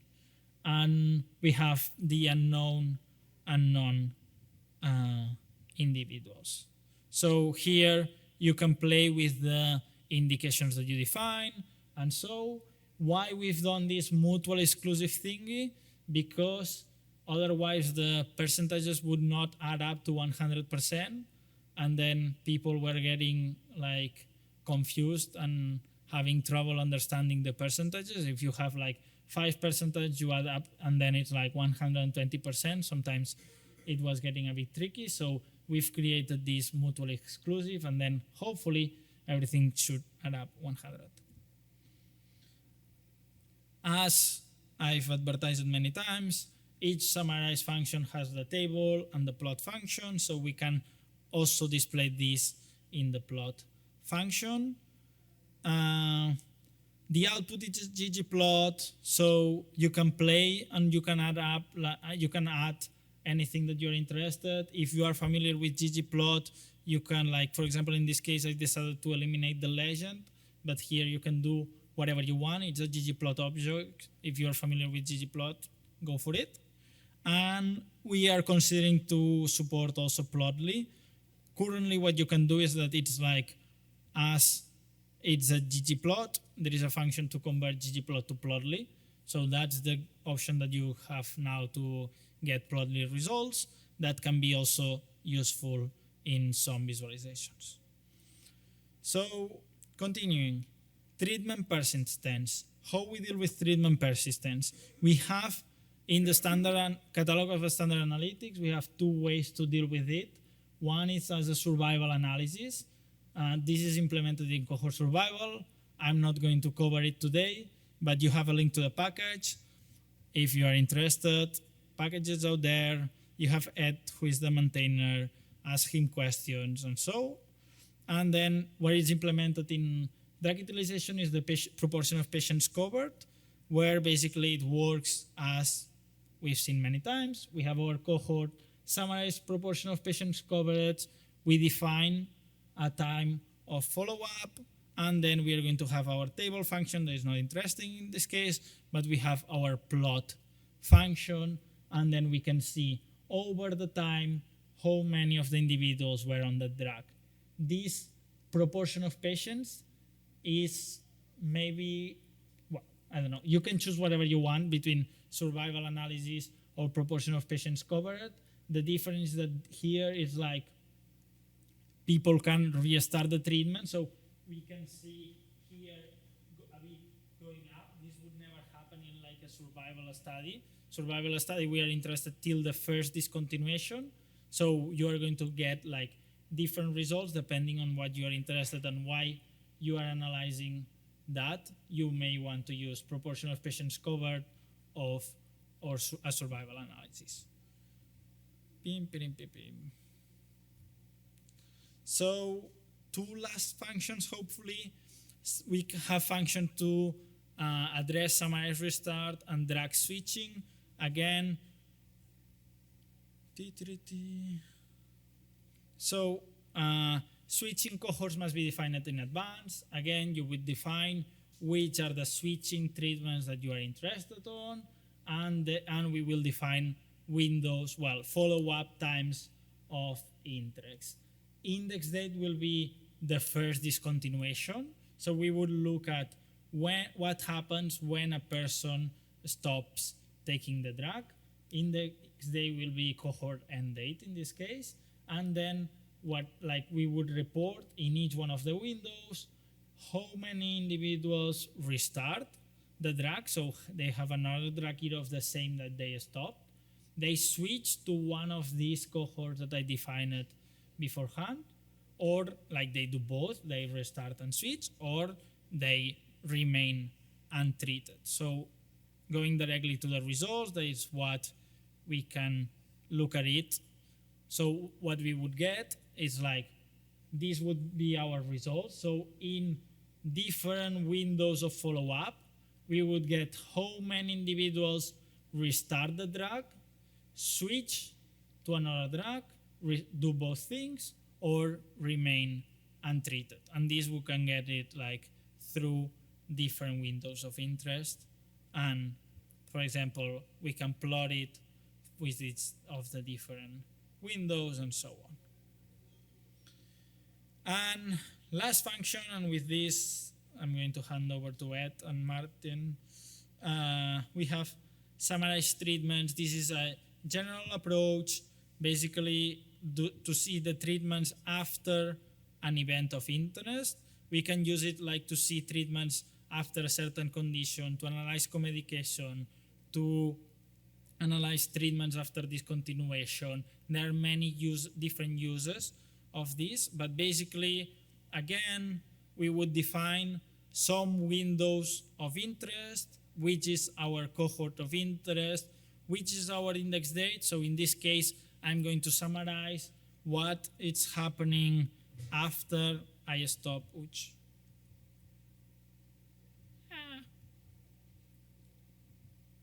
Okay. Well, after I stop the drug of interest and what happens then. And then in this case, I would get like probably the plot. It's the interesting one here, so I would get for each one of the windows what happens. This has many different uses, as I was mentioning, and yeah, it can be interesting. So sorry to have to rush at the end. You have the slides. That's why we've built these Quarto documents. They will be there. Look at them and so. And thank you very much. And I'm handing this to Ed. Sorry, Ed. I think I've... Are you sure you don't have a last presentation?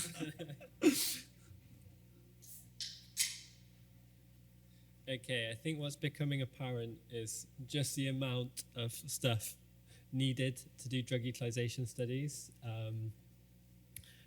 I think we've shown there's lots of different things you can do, right? So it goes from finding the concepts you need to building the cohorts, and then there's a vast array of ways you might want to characterize the people taking the drugs, look at the treatments they're taking, so on, and also do a deep dive into like the drug utilization, duration, quantity, and all of this.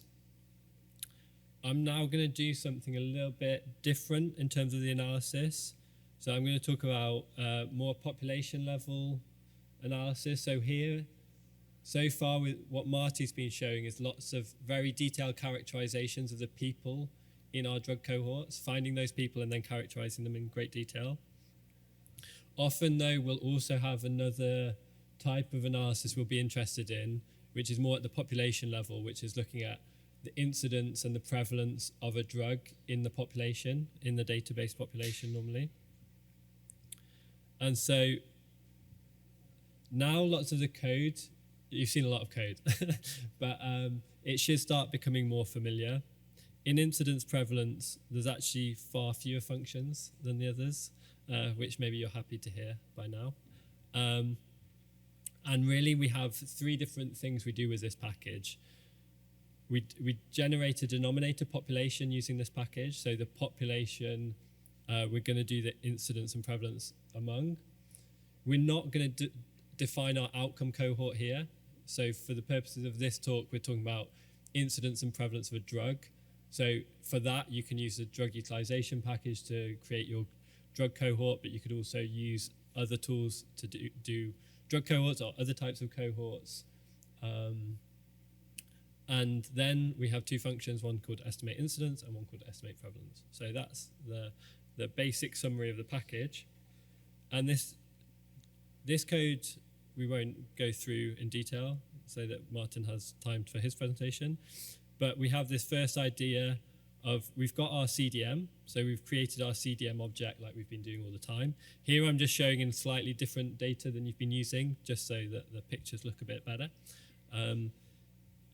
To generate a single denominator cohort, which will be the entire population of the database, we can use this function called generate denominator cohort set. Now I'll just show it quickly in Posit Cloud. Let's get rid of that. So that's going to take a minute to generate the population. And once we get that back, we'll have a cohort that I'll show in a second. As before, we've got the same cohort definition ID, subject ID, cohort start date, cohort end date. The nice thing with this is the default is quite basic in that it just takes your whole database and that's your denominator population.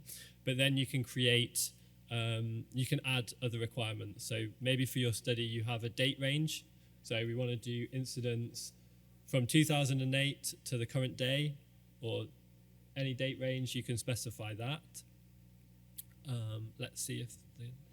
So what we have is our basic cohort. We have one, we've called it dpop in this example. We just have one cohort. And that was from this function, generate denominator cohort set. But we could instead, rather than just the whole database population, we can specify a date range. And you'll see before, in our example data, we had lots of dates before our date range that we're not going to be interested in, so we're going to drop those records. And in this case, we'll just have records between 2008 and 2012. So as long as somebody's in the database between those dates, they're going to contribute time. So here, as before, we have things like settings, and we can point that to the cohort we've just made. We can also get a cohort count and so on. So it's all consistent with the other packages. So here it's just one cohort we're getting back. And we have those attributes again. We can though expand this. So rather than just one cohort, we can generate multiple cohorts. So in this case, we're going to have that same date range, but we're going to have 2 different age groups and 2 different sex. So when we create that cohort, when we do settings on that cohort after creating it, well, it gave a hint how we're making multiple cohorts there. You'll see we have these 4 cohorts. So we've now got these different populations we can estimate incidence among. So 0 to 49 male, 0 to 49 female, 50 to 100 male, 50 to 100 female. And then we can also include days prior observation.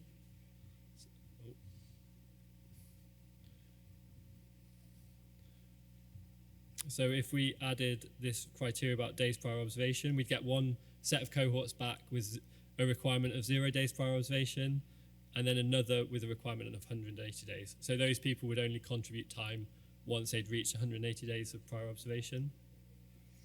And then again, we'll see that now we've got even more cohorts that we can calculate incidence among.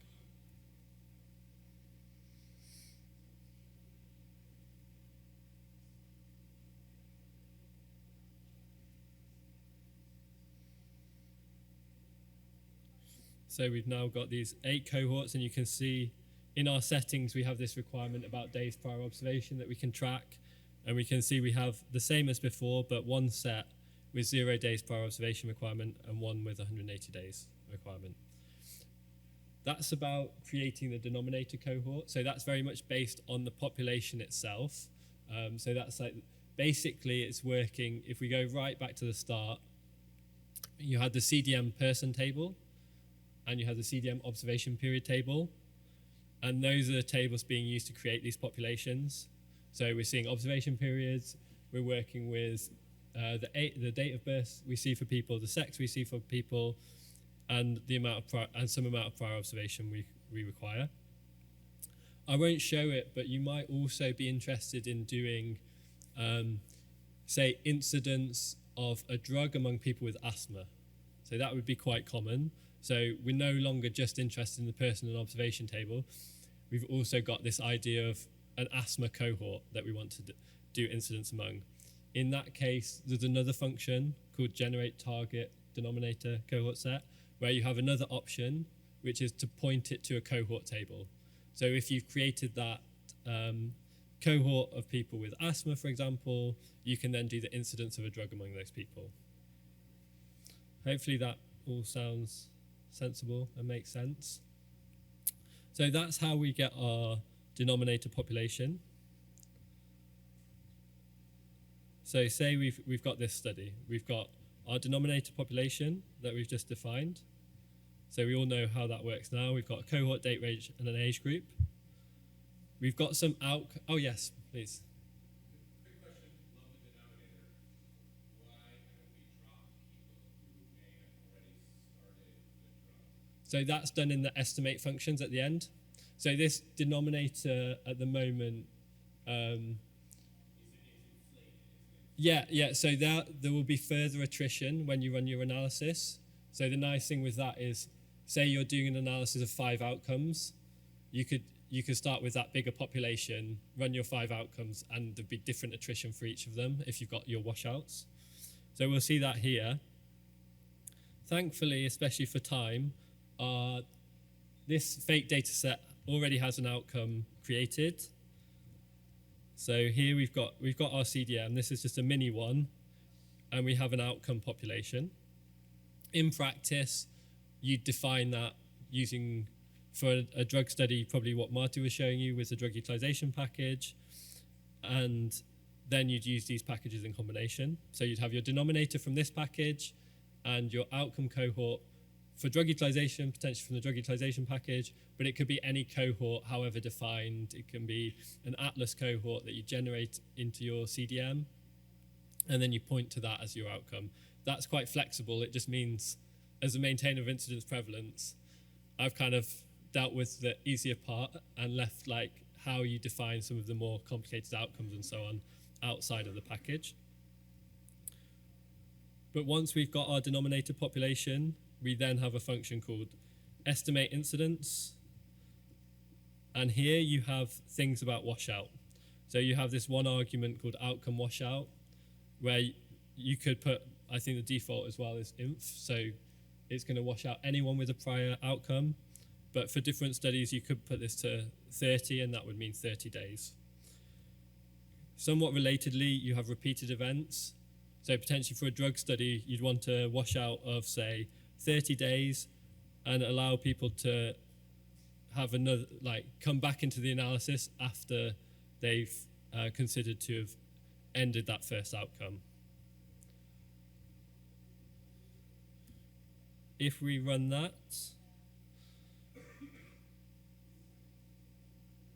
it's thinking. Oh.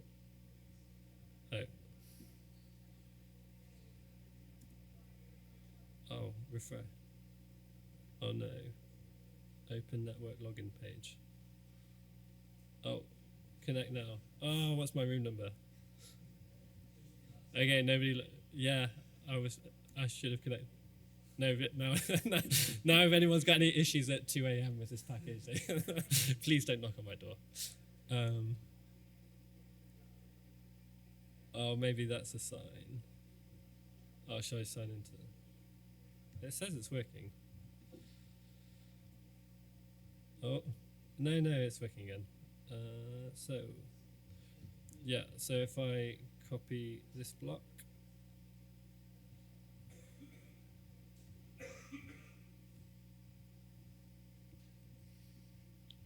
So I'll set that running, and I'll just explain the code very quickly again. So we're just at the start making a little fake data set to show this example. Then we're creating our denominator cohort. Our fake data set already included this outcome table. In practice, you'd have to generate that yourselves using another package. And then we have our options around estimating incidence. So now we've already got to the denominator cohort part. And we've got the incidence. It's actually in the same format as all the drug utilization results as well. Could anyone guess what the function name would be to plot those results? Given the many, I'm going to go plot incidence. Very imaginative. Here I haven't done the strata, so you'll see all the points together, which is not very informative. If I put strata denominator age group, it should hopefully work.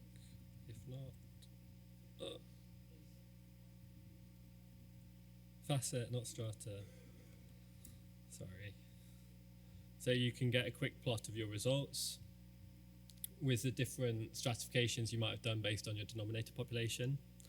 You can also do multiple analyses. So say for your washout, you might do a sensitivity analysis with 90 days, an infinite washout, and so on. Okay, so that's essentially the code for an incidence prevalence analysis in Darwin.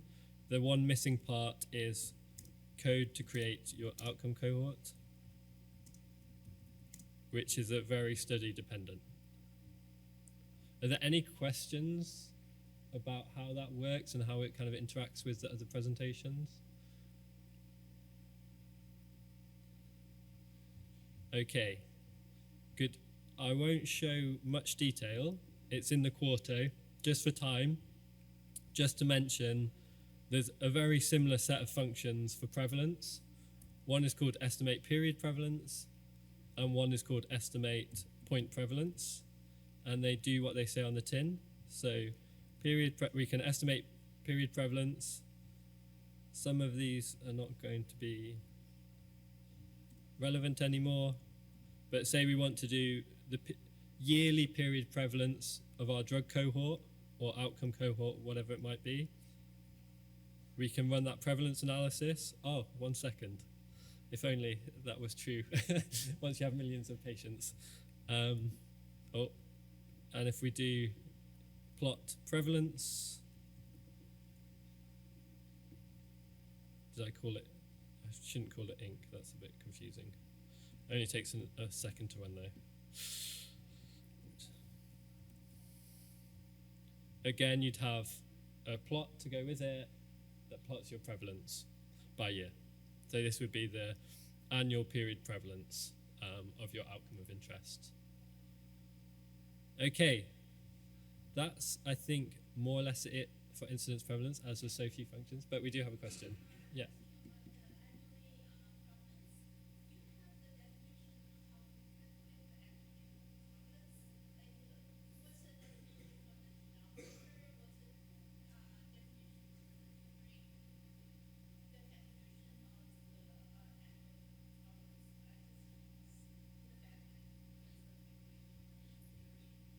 So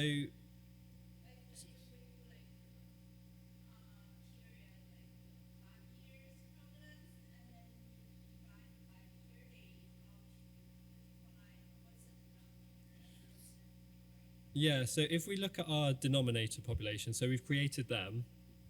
This is a standard cohort table where you have some duration of time for people. There's different settings that might be study specific how you define this, but you have some period of time where people are contributing time at risk in your database. So with that denominator, like I say, you might have different options. And then when you come to period prevalence, it works with that and the outcome table. So again, that's some period of time where people are considered to be having the outcome. So for this, it's obviously super important how you define like the duration of time somebody's having the drug or the outcome. That's not actually the problem of incidence prevalence package. It's dependent on how the user defines their outcome. So for example, Marty was showing with drug utilization cohorts, you have to decide what gap to use.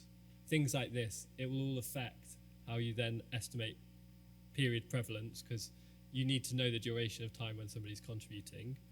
And then you have different options about, say with period prevalence, you have different options around intervals. So instead of yearly, you could have months, so on. You could also, there's also a few options about, okay, what happens with those people that are only in your database for the first 10 days of the month? Do you include them in your analysis or not? These are arguments in the functions, and it's then like goes back to the user and the study to decide exactly what settings they want for that analysis, for that research question. Does that make sense? I don't know if there was, yeah. Are there any other questions? Okay. If not, I think we can switch over to Martin. We almost recovered a bit of time. Just do you want to use your laptop or this one? I have your present. Oh, okay. Is it going to show up? Yeah. Okay. So I don't have a fancy Quarto. I just have a boring PowerPoint. For the practical code, everything is in the Posit Connect or the Posit Cloud environment. So you should be able to go back to the Odyssey US 2024 workspace, and then there should be a project called Treatment Patterns, and you can open that. So everything is in there.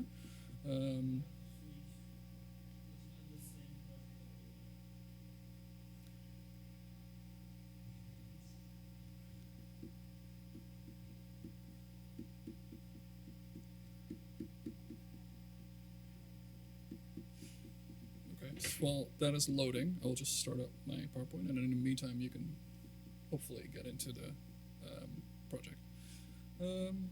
Yeah. So treatment patterns.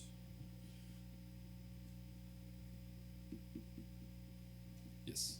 Welcome to this treatment patterns tutorial. Oh, sorry. Is this better? Okay. Yeah, welcome to the treatment patterns tutorial. Oh. Okay.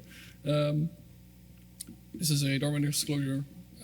Mostly my opinions are my own and doesn't reflect like the EMA's opinion and such. So the first real question is, has any, by raise of hands, has anyone seen a plot like this? Where have you seen this plot, for instance? A plot like this. Okay. Yeah. What name? Okay. Yeah. So we call them sunburst plots. So the one on the left is actually from a paper by Anik, who is an author of the original or treatment patterns R package. On the right is a plot from a study done by Marty and Danny from the lupus study that you might you just remembered. Okay. And this is like a visual output of how to represent treatment patterns for groups of people. So what you see here is a group of people that are and their pathways are represented as a block, as a frame.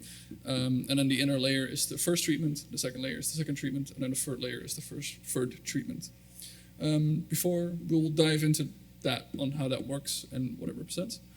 First, I'd like to highlight a couple of papers. So this is the first OHDSI paper that was being done. There's a link at the bottom, if I can actually open it. So I'll show you how they used to do a treatment patterns analysis. So this is about 2,600 lines of SQL that they parameterized and to conduct the entire treatment pathway analysis from it. So I think it's a pretty cool bit of history. So yeah, so this study was being done by George Fripsack and others. You probably recognize some of the names. So the second paper that I'd like to emphasize is a paper by Anik Marcus, who really formalized it into an R package. So she's done, oh, sorry, that's not, there we go. This is the paper by Anik, who originally made this entire 2,600 line SQL file into an interactive R package. And then we in Darwin iterated on it and are using it for off-the-shelf studies. So this is one of those off-the-shelf studies. On the left-hand side, you see a study, the lupus study that I mentioned from the catalog of the EMA, and on the right-hand side, you see the paper that was published from it.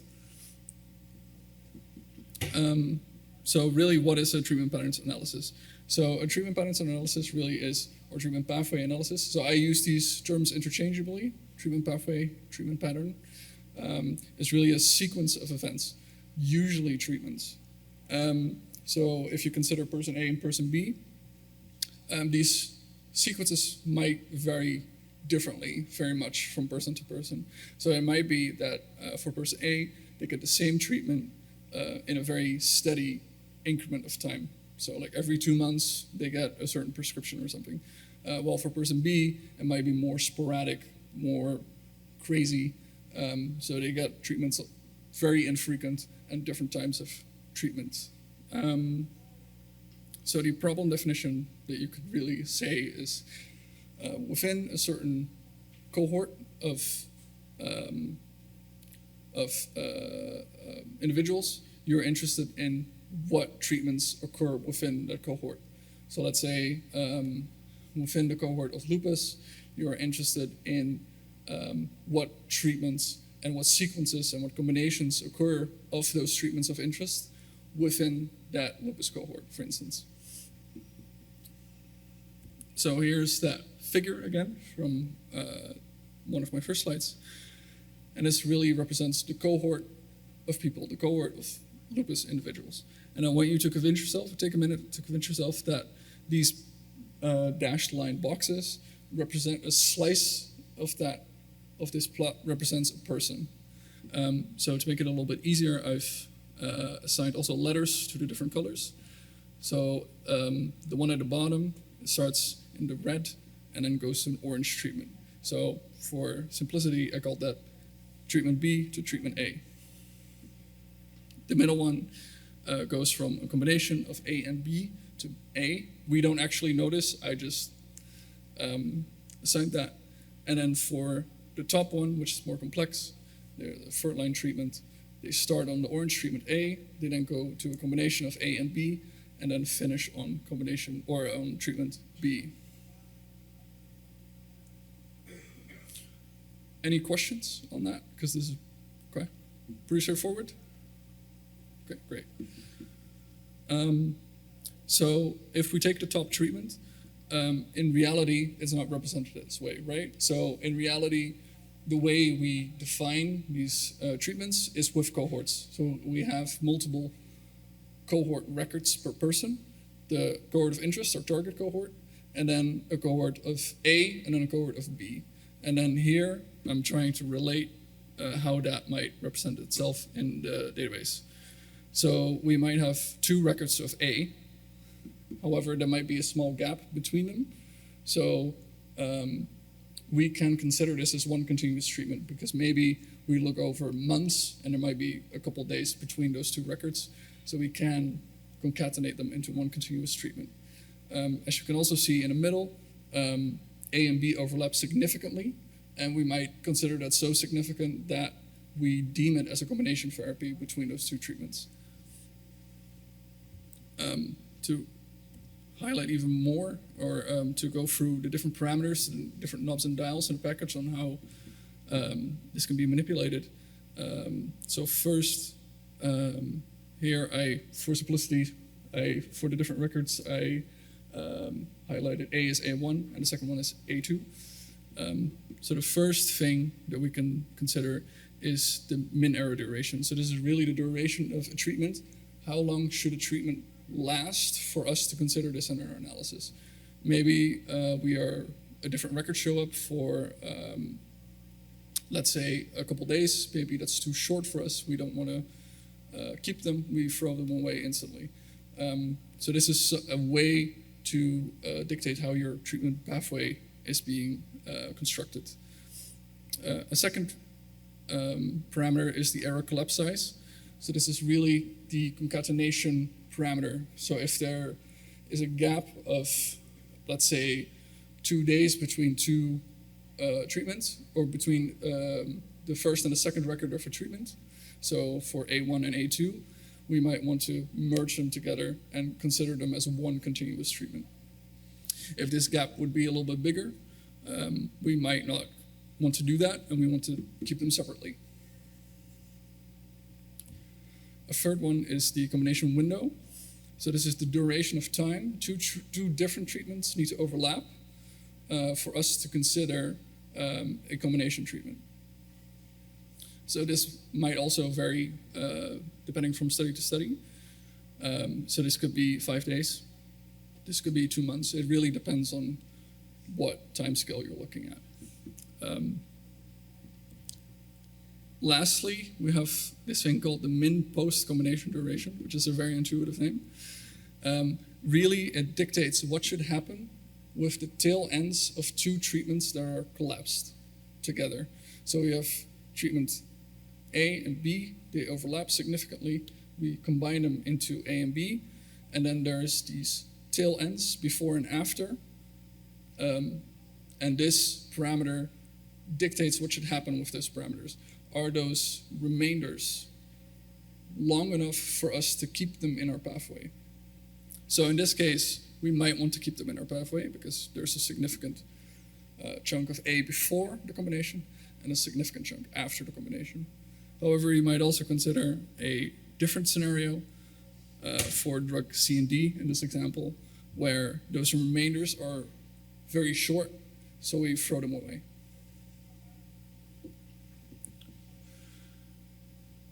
Is this clear? Yes? Quick question. So sometimes it's not a switch.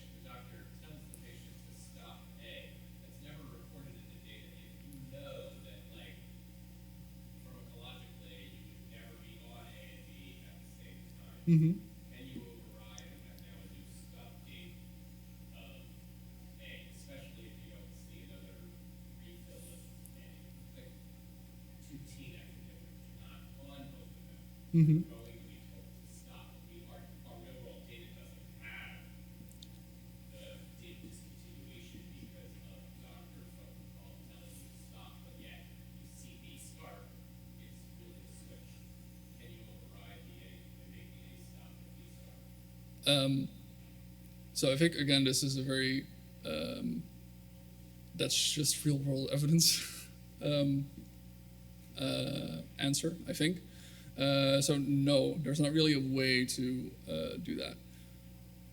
And what if B is actually the combination, like it's saxagliptin and metformin as a combination? Yeah. So this really. You are going to be continuing on a combination. I guess you do it all at the ingredient level. Yeah. So this should really be like it's very cohort dependent because if you do it on yeah. Okay.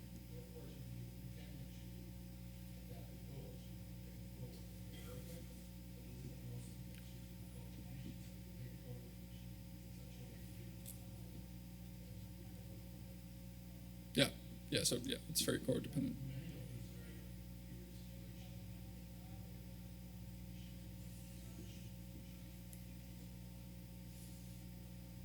Just try to keep parts. Yeah. It's only about job security right now. Yes. It's pretty clear to me that how this works when you have like 2 drugs. Yeah. If you have 3 drugs that can overlap in wide ways, like are these parameters enough? That like is it like does it always solve like if it gets complicated? Yeah, it gets very complicated very quickly. Especially, yeah, so the complexity of this really goes with the amount of events that you're looking at the same time.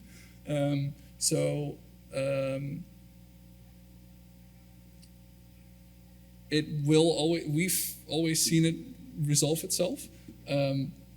Even when you look at multiple different treatments or different events at the same time and you do it manually, it does always seem to track so far. But yeah, it can get definitely out of hand quite quickly. Also, runtime wise, the whole combination algorithm behind it I think someone tried to do it with 58 different events at the same time, and it just took like forever to run, for instance. So yeah, it gets quite complex.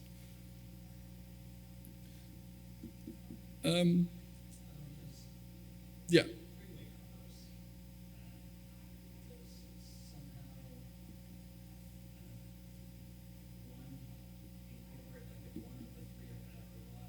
Yes.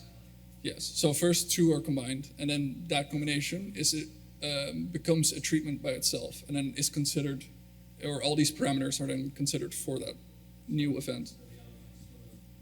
Yes. But then like does it depend on the order of the drugs? Yeah. So usually, so by whichever one starts first. Yeah. Do you have some kind of priority order in there also? No. Yeah.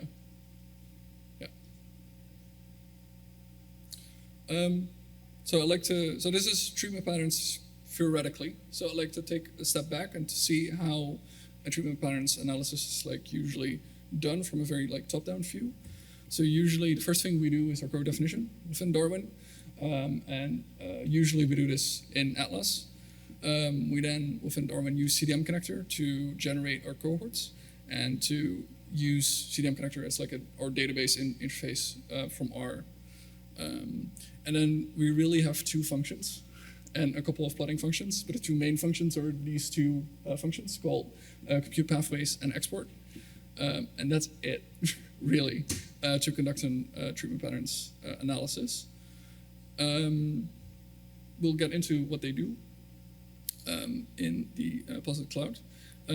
Obviously, you're also very free to use any other tools that are out there.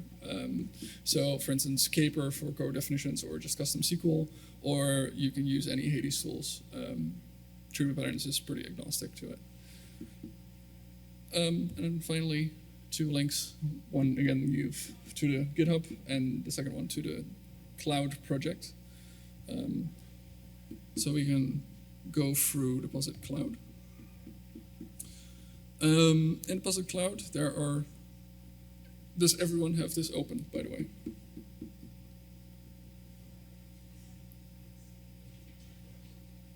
Sorry? I think they figured it out.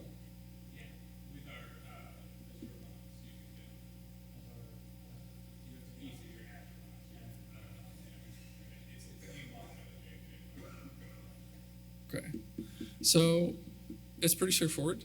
So we load CDM connector and we load treatment patterns. We then set up our CDM. So first we say this is where Anomia lives, which is in this Anomia folder. We then create our connection, which might take a second. And then we create a CDM reference. It might throw a warning at you. So this is our CDM. Again, you've seen this before. At the bottom, cohort tables, Achilles tables, and other tables. So these are just extensions or Achilles tables if they exist. Yeah. So we can query this saying CDM, person, and then we get our person table. We are then reading in a cohort set. So this comes by default with treatment patterns.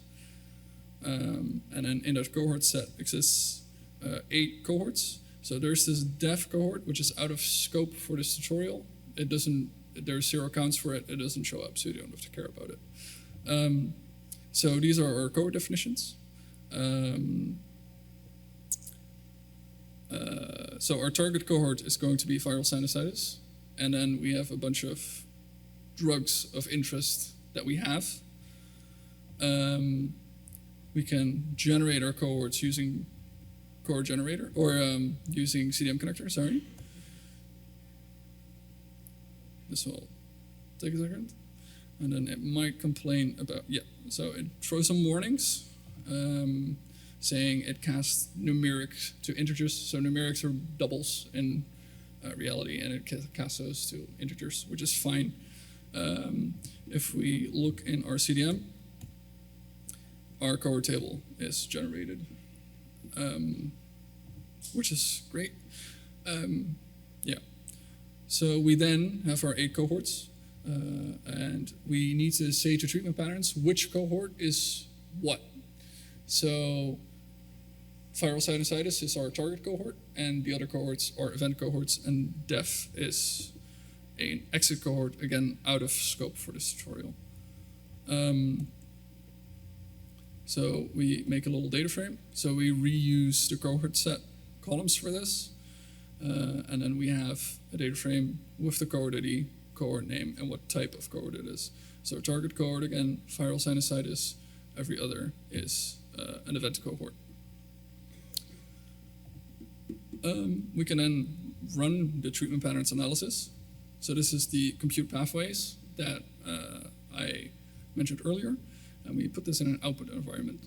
And this output environment, in reality, is an Andromeda object. So what treatment patterns does, it pulls everything from the database, what it needs, shoves it into Andromeda, and then it works from the Andromeda object. So we can run that. It will then run and report how many people are left and what combinations there are and stuff. So here we look at a minimum error duration of 30 days. So we look at drug exposures from about a month.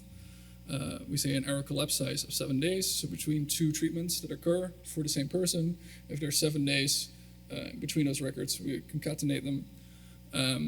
Our combination window is 30 days, mostly because we set our minimum error duration of 30 days. So I think that's pretty reasonable. And then we set our min post combination duration also to 30 days. So if there's still 30 days remaining after a combination from our initial treatments, we also consider that as a treatment, or to keep it. So here we have our output object. So as you see, there's a bunch of stuff in there. mostly I'd like to highlight the treatment history. So this is per person, all the records that are being considered for their pathway. Also, there's like age in there and sex and some other information. So we can say, I might need to load dplyr for this.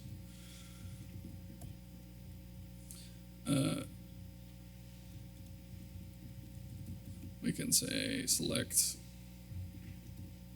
and then we can get our cohort name, for instance, and then we see all our cohort names show up. So for the first like 10 records, it's just acetaminophen. We can then export this. And it's writing just a bunch of CSVs. We also set our age window to 5, so every 5 years it groups them together. So in our output, it groups all the people or stratifies them by age groups of 5. And then our min cell count we set to 3. And then we have a sensor type, which we set to min cell count. So anything gets censored. Anything below, any count below 3 gets censored to 3. There's different methods. So also like remove, for instance, where it just drops those groups. Then there's this commented out section at the bottom, which basically runs both these functions, but nested in one function. It's mostly, if you want to do something quick and dirty, it saves you a function call, really. Then there is this reviewing output file, in which we load different, we can look at different outputs. So here we read our CSV, so we can look what's in it.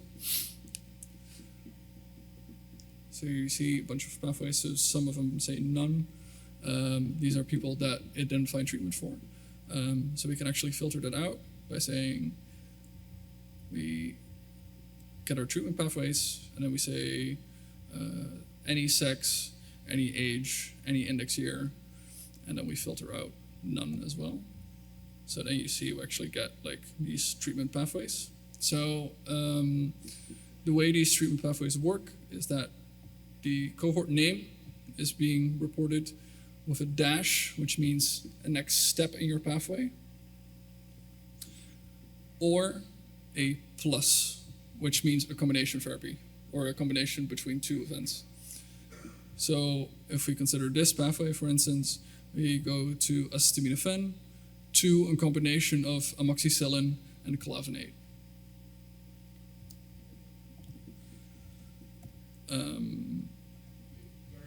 Yes. Is it possible to be on the study line without being on Well, thankfully, it's synthetic data. Yeah, so just to be clear, it's anomia. Yeah. Yeah, I've gotten that question before, where I showed this and they're like, how? Yeah, so let's say we also want to look at all the pathways, including the non-pathways. So the non-pathways are pathways where it doesn't find a valid pathway, either because everything gets filtered out or they just don't have any event records that you're looking at. We can then create a Sankey diagram with our all.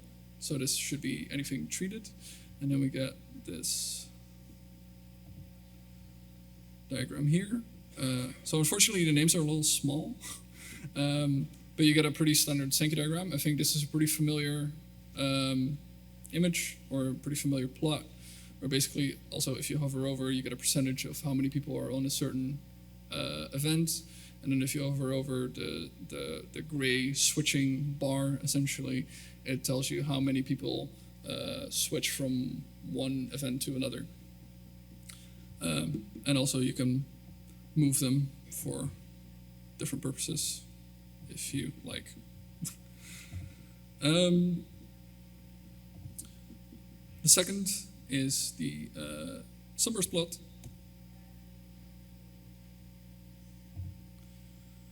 Which then, if you hover over it, shows you different combinations, different events occurring in the sunburst plot.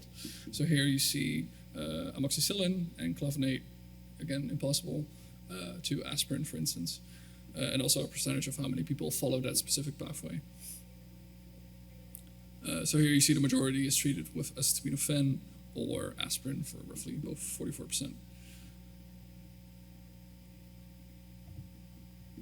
Again, one thing to mention about these plots is that time, because you're grouping different individuals, time is lost because you can't say, or you can't group people with two violently different time durations for events. You can't really aggregate that in a result nicely. So you're sort of missing a dimension on these plots.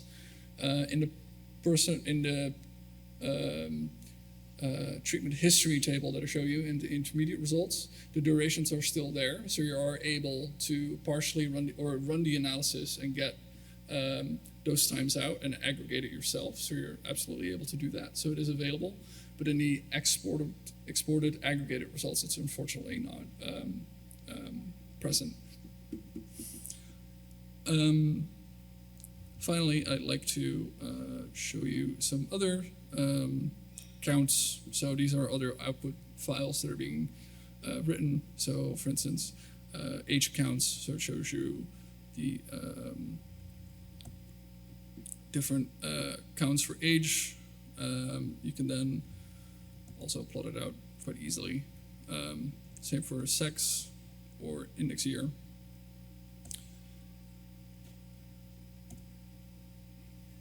And then finally, there's some metadata. So when did the analysis run, when did it finish, what database, what R version, etc. And then finally some the summary stats therapy duration. So this is a CSV file, which basically says on average, what is the average duration of a combination or a monotherapy, what is the median duration, standard deviation, min, max, and counts and such. Yeah, and that's pretty much it. Any questions about treatment patterns or any other package, Darwin in general?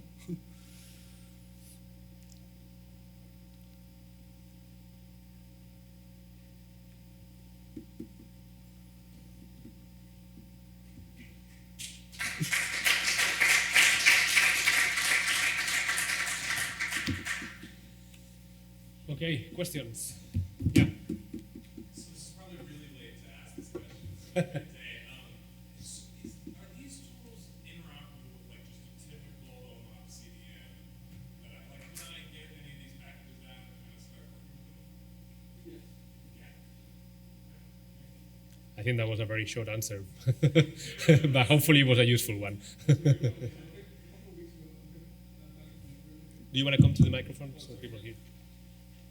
Yeah, so I think a couple of weeks ago, Danny and Peter gave a Darwin online session on Darwin on one of the community calls, and I think Patrick made a really big emphasis on that all of this is interoperable with the OMOP CDM. Yeah.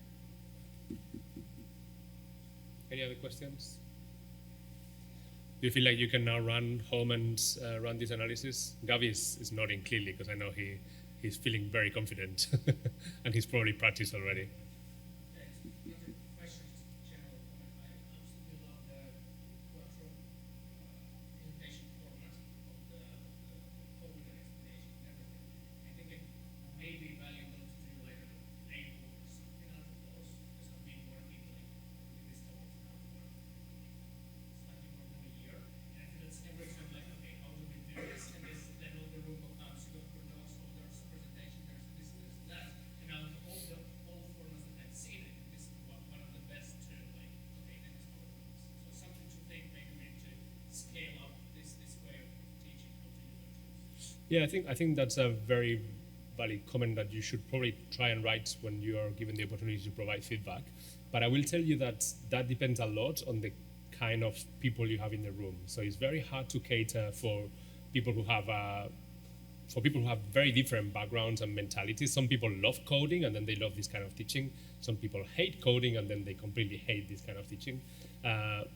it's really hard to decide whether you want to break the community into. I'm pretty sure that I want everyone to see this kind of thing, because I think that even if you're not going to be the one coding, being able to follow along and seeing that the code is not that complicated is really useful, even for someone like me with a clinical background.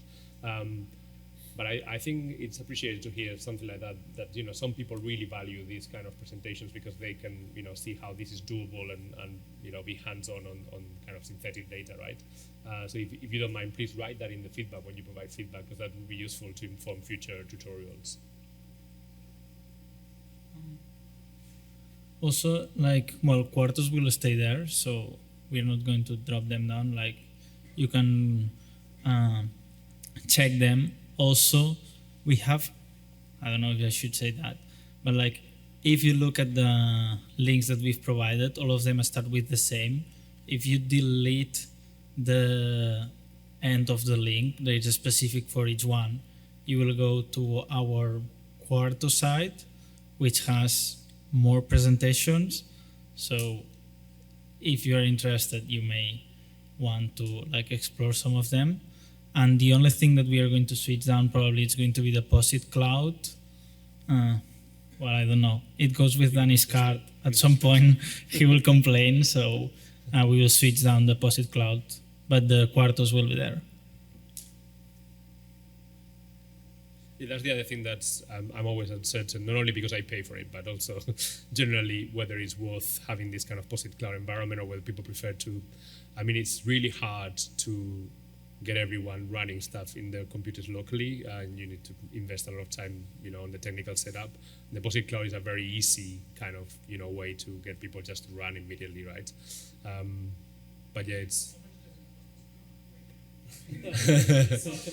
I don't know the exact. I can look at my Visa card, and it's not very expensive if you keep it like at the very basic rate. It's like $20 per month or something like that, right? But I think for this session, because we knew we would have more people touching it, we increased the resources. So you pay basically for what you ask for, right? It's not crazy expensive. It's not crazy expensive.